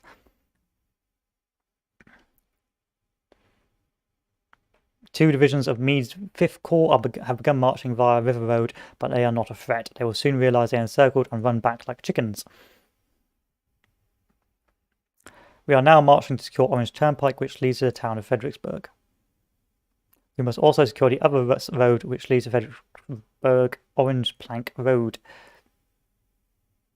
Almost all our forces in Fredericksburg are dispatched to defend those roads and will soon join us. Let's hope the risk will pay off. So we go on the offensive. As simple as that. You push as much as you can in this scenario, with the aim to punch into Chancellorsville with as many troops as you can.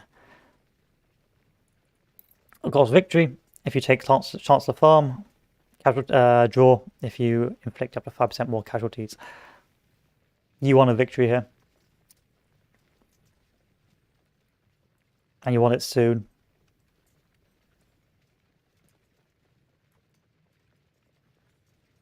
Painfully soon.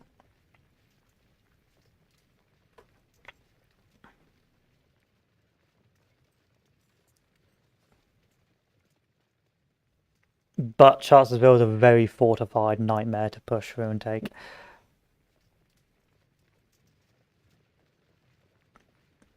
And there's a lot of numbers there, so you will have to resort to almost insane frontal offensives.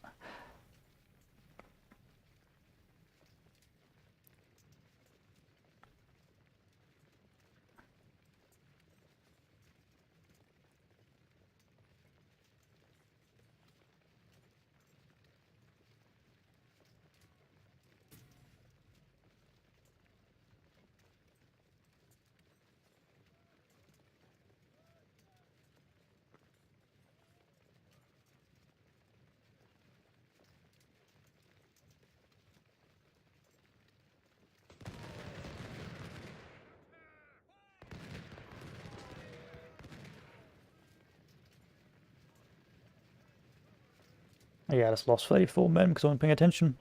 Yeah.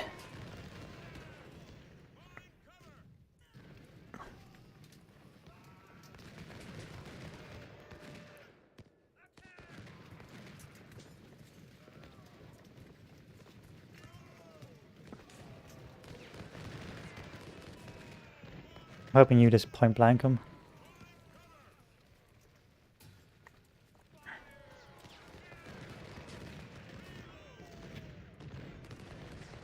And there's my reinforcements coming down.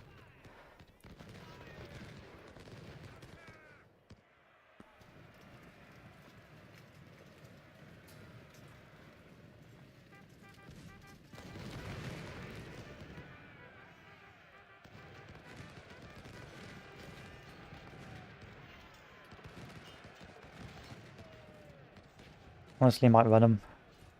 Might run them up.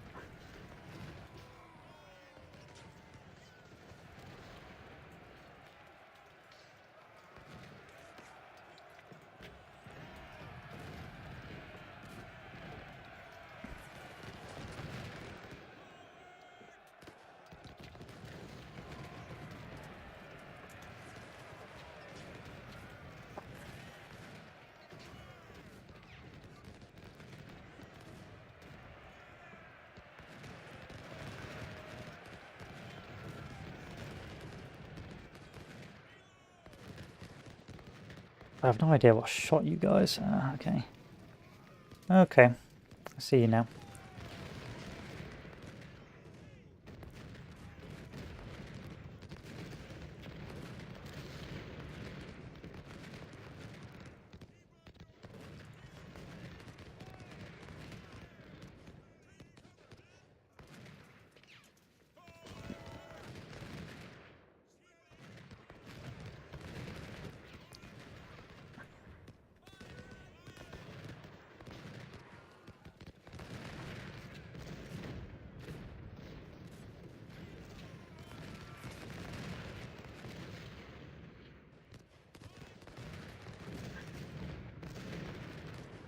Are we winning or losing this?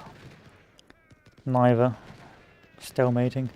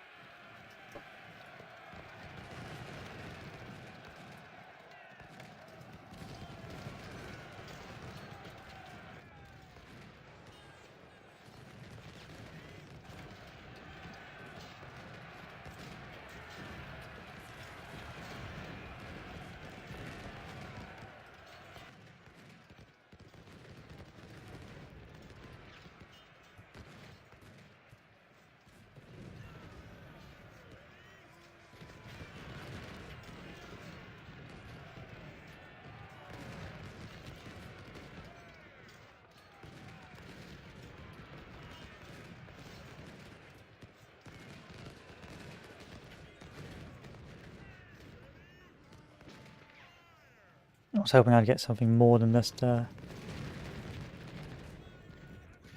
infantry here.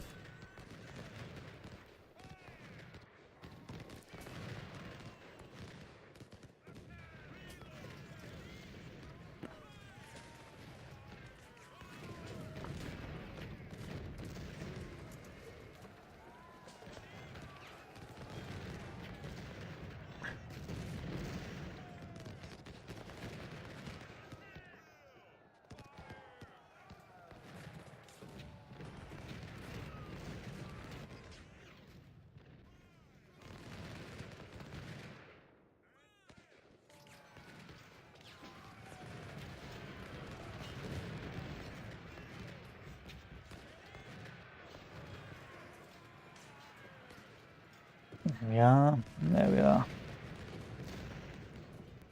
I'm taking more casualties than I need to here. I'm going to retreat back. Retreat!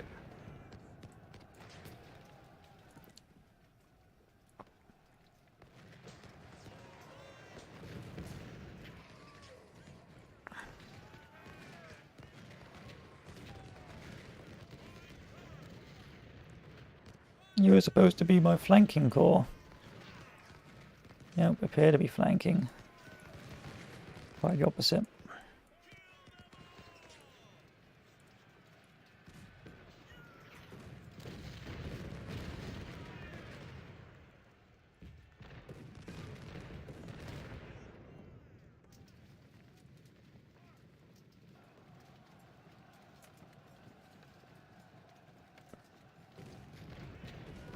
Come on, give me a victory.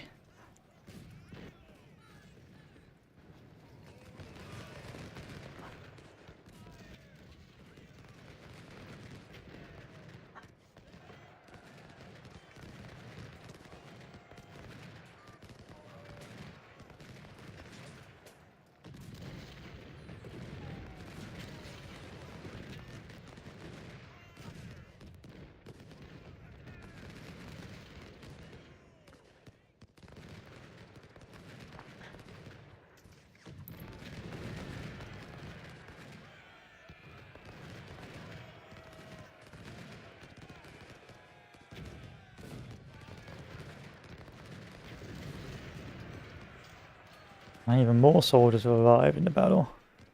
Yep. Copious amounts of soldiers have arrived.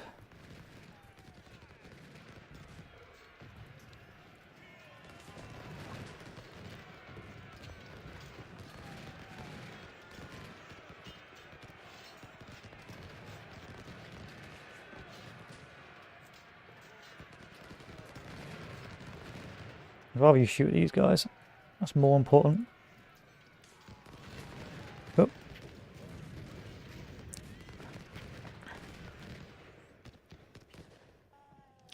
No glorious breakthrough here, but hey ho. I still think it's the first day. I don't think this is the complete conclusion of this battle.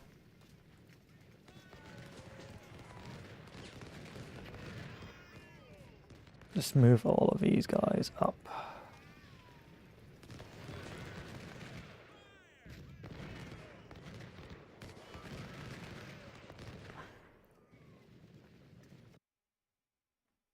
Yeah, still got time. Still got time to save this. We are winning. Push them back, but beware pursuing too close to the camp because reinforcements will arrive. Don't pay attention to that. Push like you've never pushed before.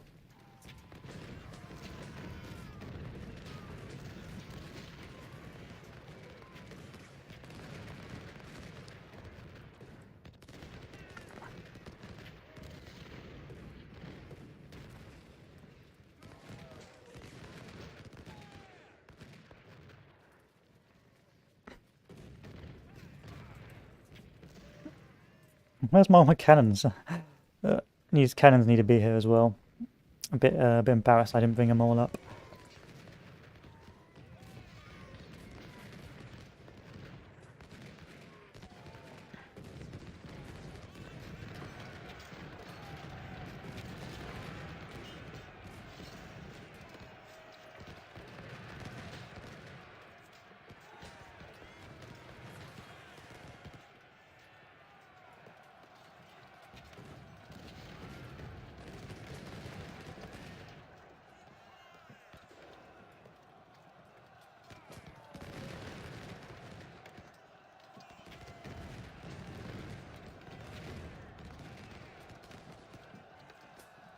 Get me a volley.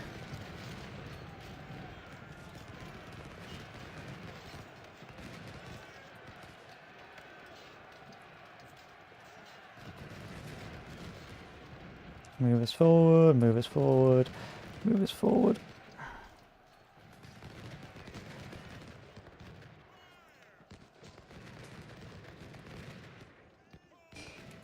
Move it all forward.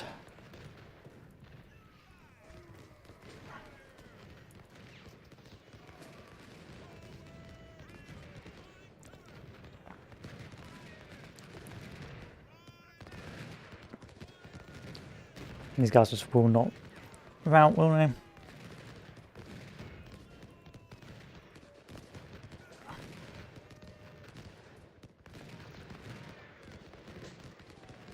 I'm going to send these guys marching up.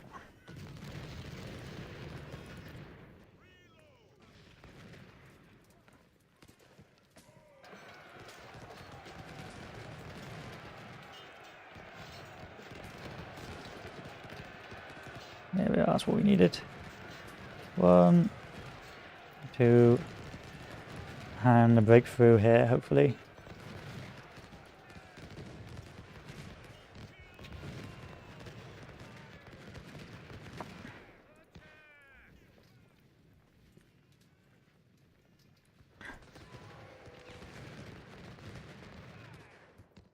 The mass punch.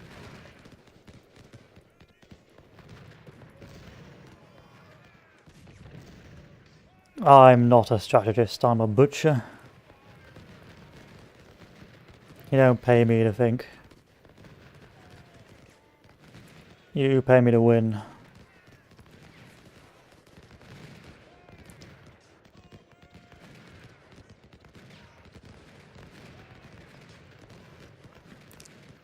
Can't shoot them all.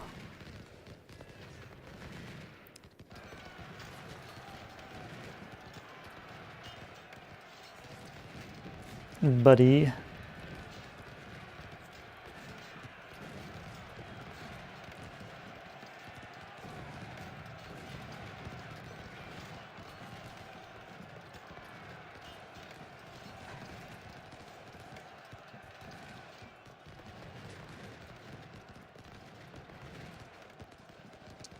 I'll be a bit irritated if the day ends after taking that.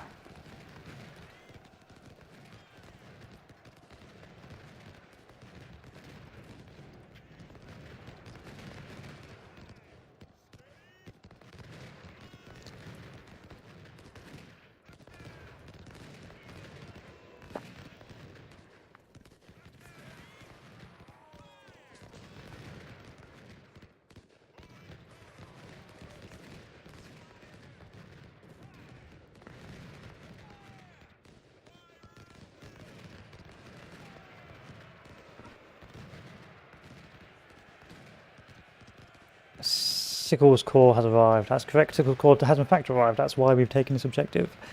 Because Sickles Corps in fact arrived. Where's my supply wagons? No idea. They're not here anymore.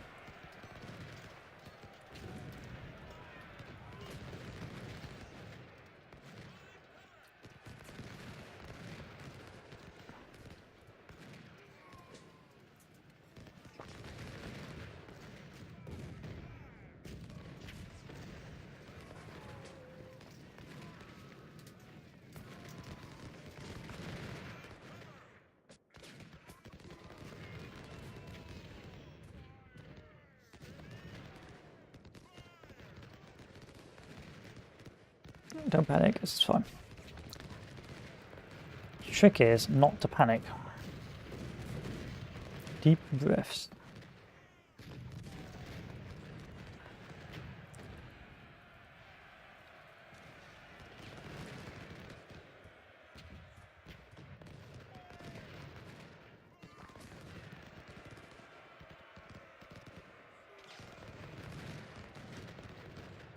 Go ahead, charge, I dare you.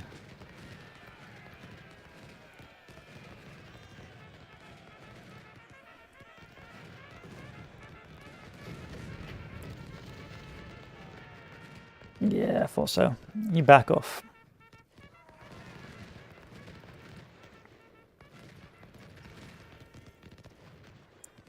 As I keep sending my hordes over here.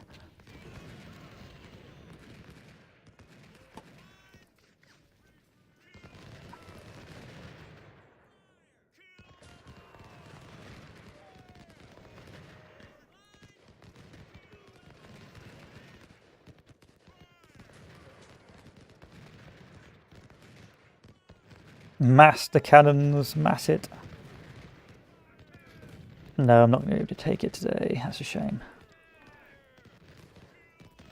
I didn't take it quick enough. That's a shame.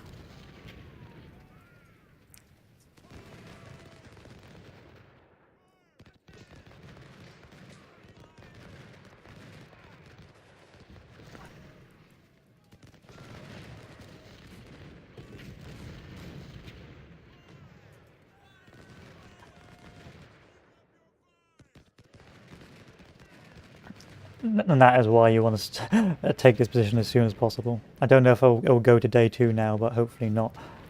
Bearing in mind that I've just done all this effort.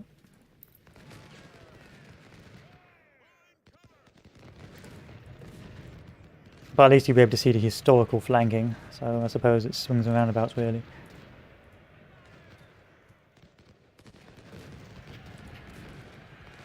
Hold, stop moving.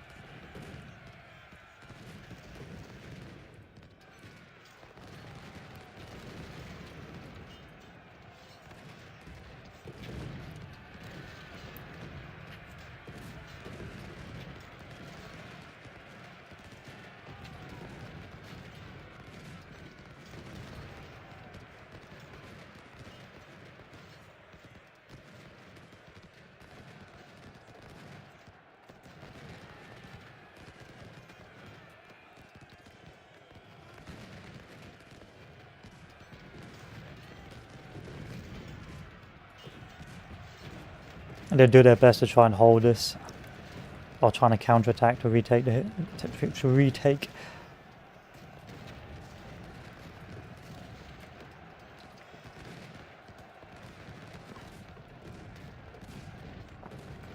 But it won't be enough.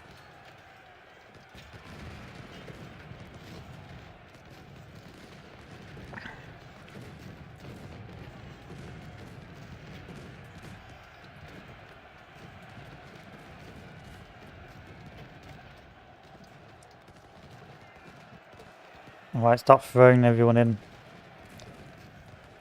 Start throwing everyone in. I don't want them anywhere near my objective. I don't want for a second for them to retake control of that.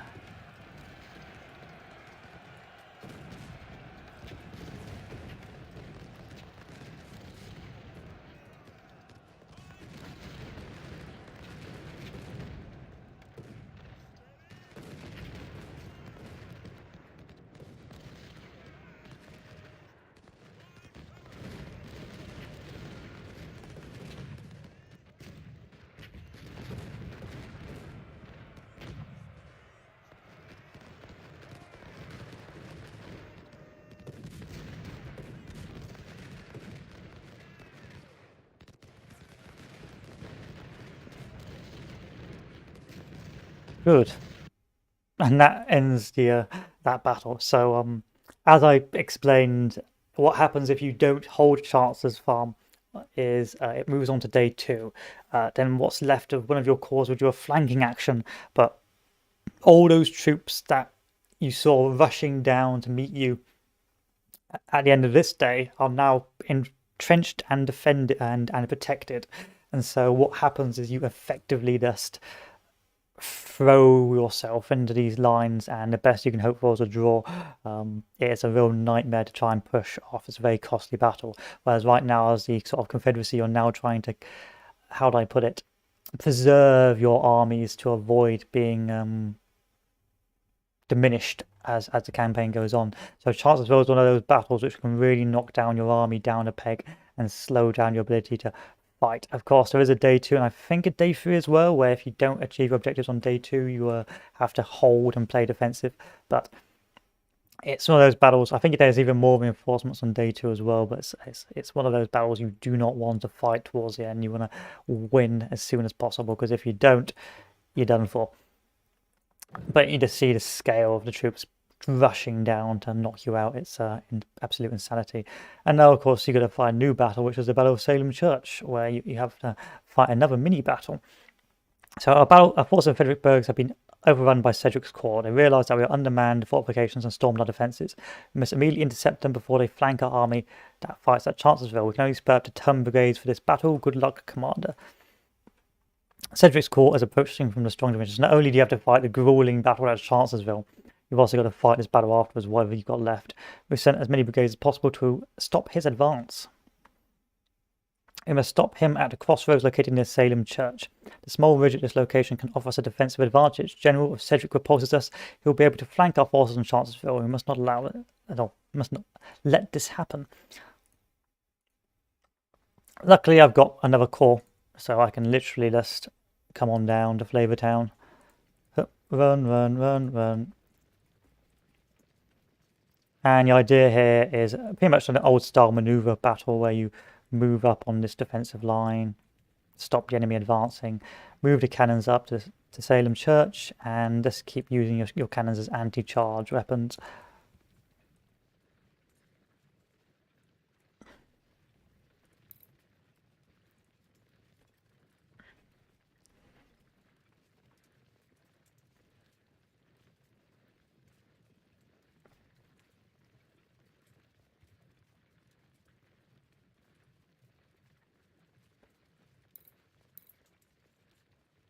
But the caveat is that because you win those battles so early, you don't knock out the Union army, and so it'll be much stronger next time because those units have not been beaten into submission, so bear that in mind.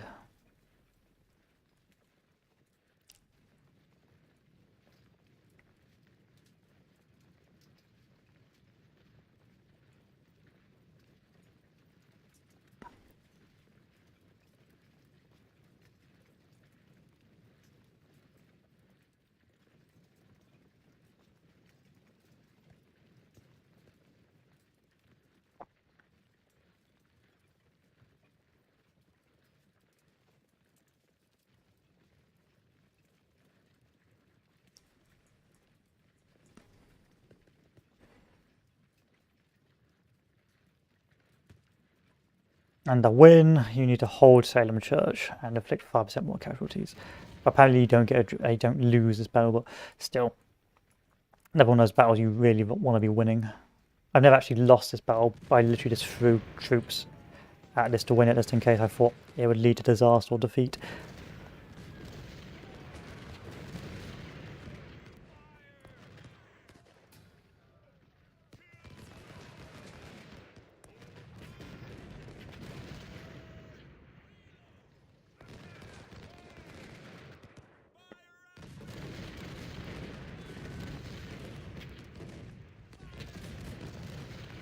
Yeah, Cedric's being a naughty boy. Don't worry about it. Lose some troops. You trade volleys. It's not the end of the world.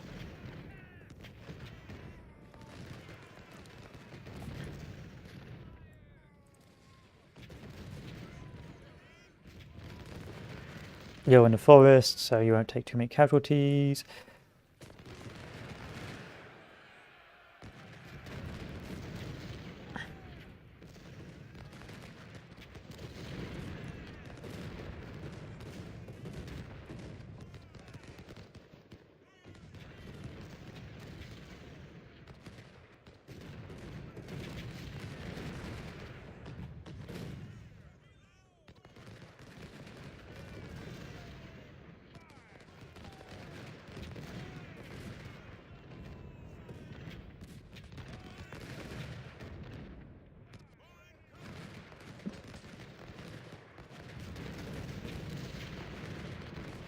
And then they just run away again. Not the worst battle. It's pretty easy to win.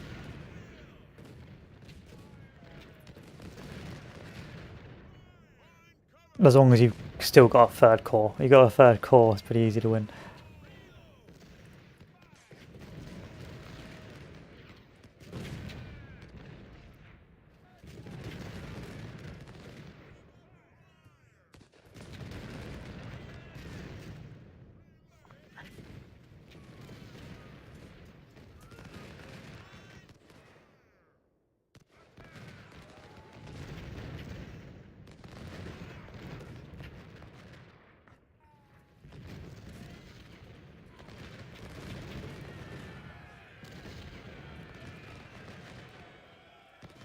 Potato charge? Yes, a potato charge.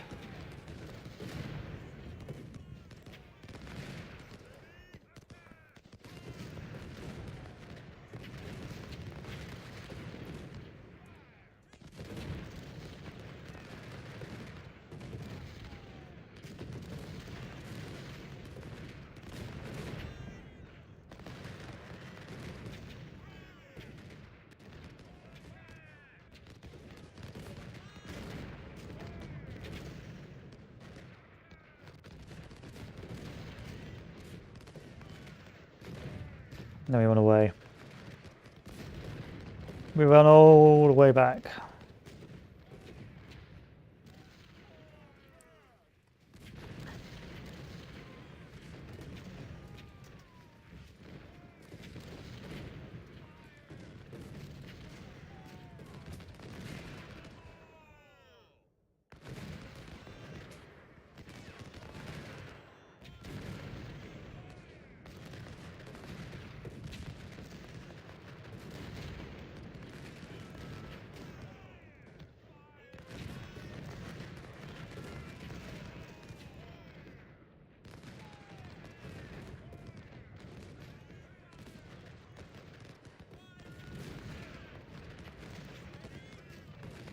I was hoping I could flank that, never mind.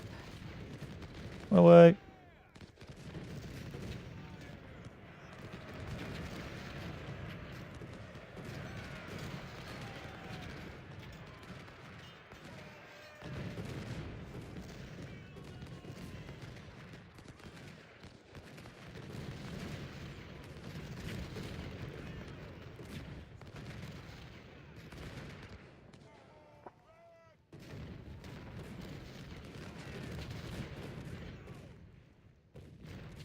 I can see you lurking there.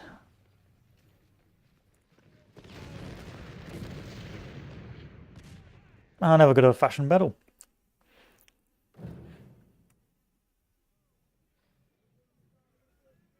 Three career points. That's really good for me. So if I put one for economy, one for medicine. Wow, I didn't have top 10 in medicine. Wow. And one for training. That puts me in a good spot. Of course, this leads us up to Gettysburg. But we will end it here anyway because we don't need to do Gettysburg today. I want to play a different game. I want to show you guys off that we were about to die. But a pretty good battle. A pretty not as painful as it can be. It can be a very, very painful battle to win as the Confederacy, and there can be a lot of casualties involved, a lot of pain. But in this case, Sir, yes, sir. wasn't too bad. Yes, sir. I can afford to lose a little bit of that. can't afford to lose that. Yeah, it's fine. Some very good cores are starting to come up. Sir, yes, sir. Hello, Jackson. Looks like you're a corps commander again. Oh, a brigade commander. Sorry, Jackson.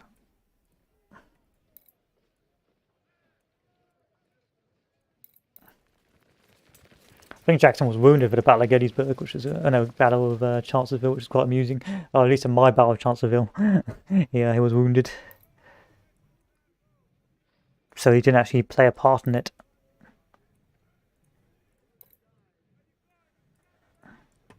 One five, 1 5, 1 5. Yes, yes, yes, yes, yes, yes, yes, yes, yes, yes, yes, yes, yes. Good. And then we take a look at our other army. Yes, sir. And these guys didn't take too much of a pounding by the looks of things. Nice, I like that. Means less clicking for me. Seems guns trump experience. If I'd known that in previous playthroughs, I perhaps wouldn't have been softlocked so many times.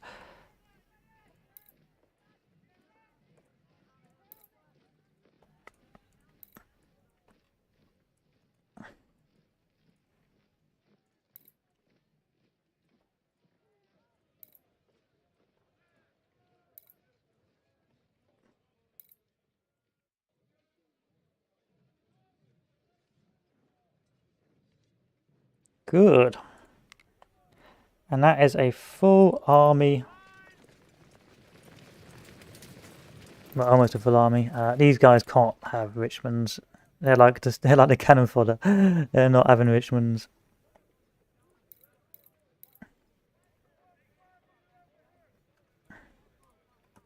That's 4 fully equipped cores. 1, 2, 3, 4. Good. Very good.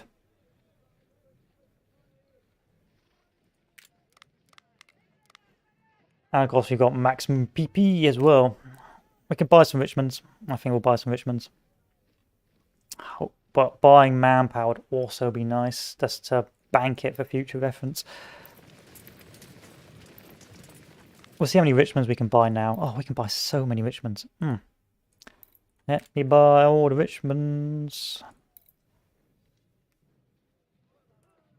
And bankrupt myself doing so. I have a very, very elite unit now.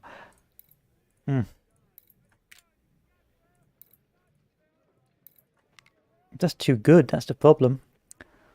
Need a challenge. It's too damn good.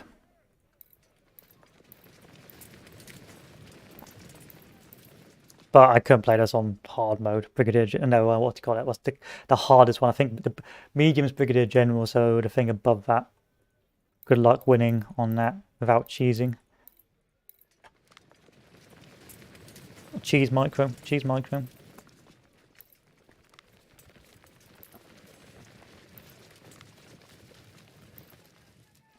To be fair, it's the AI's fault for giving me so many of these guns. If the AI had been a bit smarter.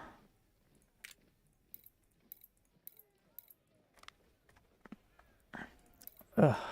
The only thing is now I've got to actually go through every single gun, trying to find out which ones need upgrading, which ones don't.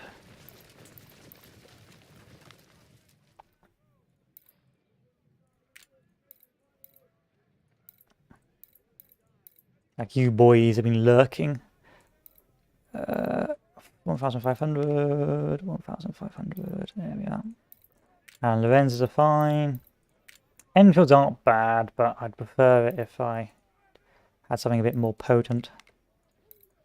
Anyway, that is the end of today's stream slash video. So as you can see here, we've been winning rather decisively so far. Their numbers are slowly beginning to catch up with ours. They've got 109k to my 2, 4, 6, 8, about pretty even Stevens, but Gettysburg is one of those battles which in this game is very underwhelming. You can win it on the first day just by taking some one-off objective, because that changes the entire history of how the battle was fought. I think if you take Cemetery Hill on the first day when there's like no troops on it, you effectively just change the whole scope of the battle, so you don't actually have to fight anything. But in this case, things are looking pretty well. We won Chancellorsville, so the enemy morale is extremely low. And what I've generally found in Gettysburg, it's a very underwhelming battle against the Union, or as a Union against the Confederacy, on normal difficulty, because at this stage the stacking hasn't really got that bad yet. You're starting to see little elements of it, say in the Chancellorsville battle, but the stacking hasn't got to the point where it's just soul-crushingly massive.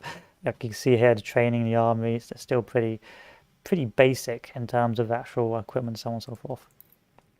Anyway, we'll save it here.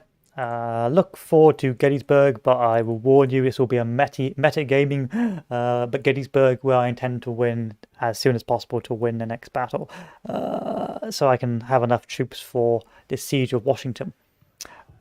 Altogether, pretty fun experience. Enjoyed Chancellorsville. I did not enjoy not Cold Harbor. What do you call it? The other battle. But hey ho, we're in a good spot. I am expecting to see the end of the game and not getting soft locked by running out of troops. So, without further ado, I'll see you all later, and adieu.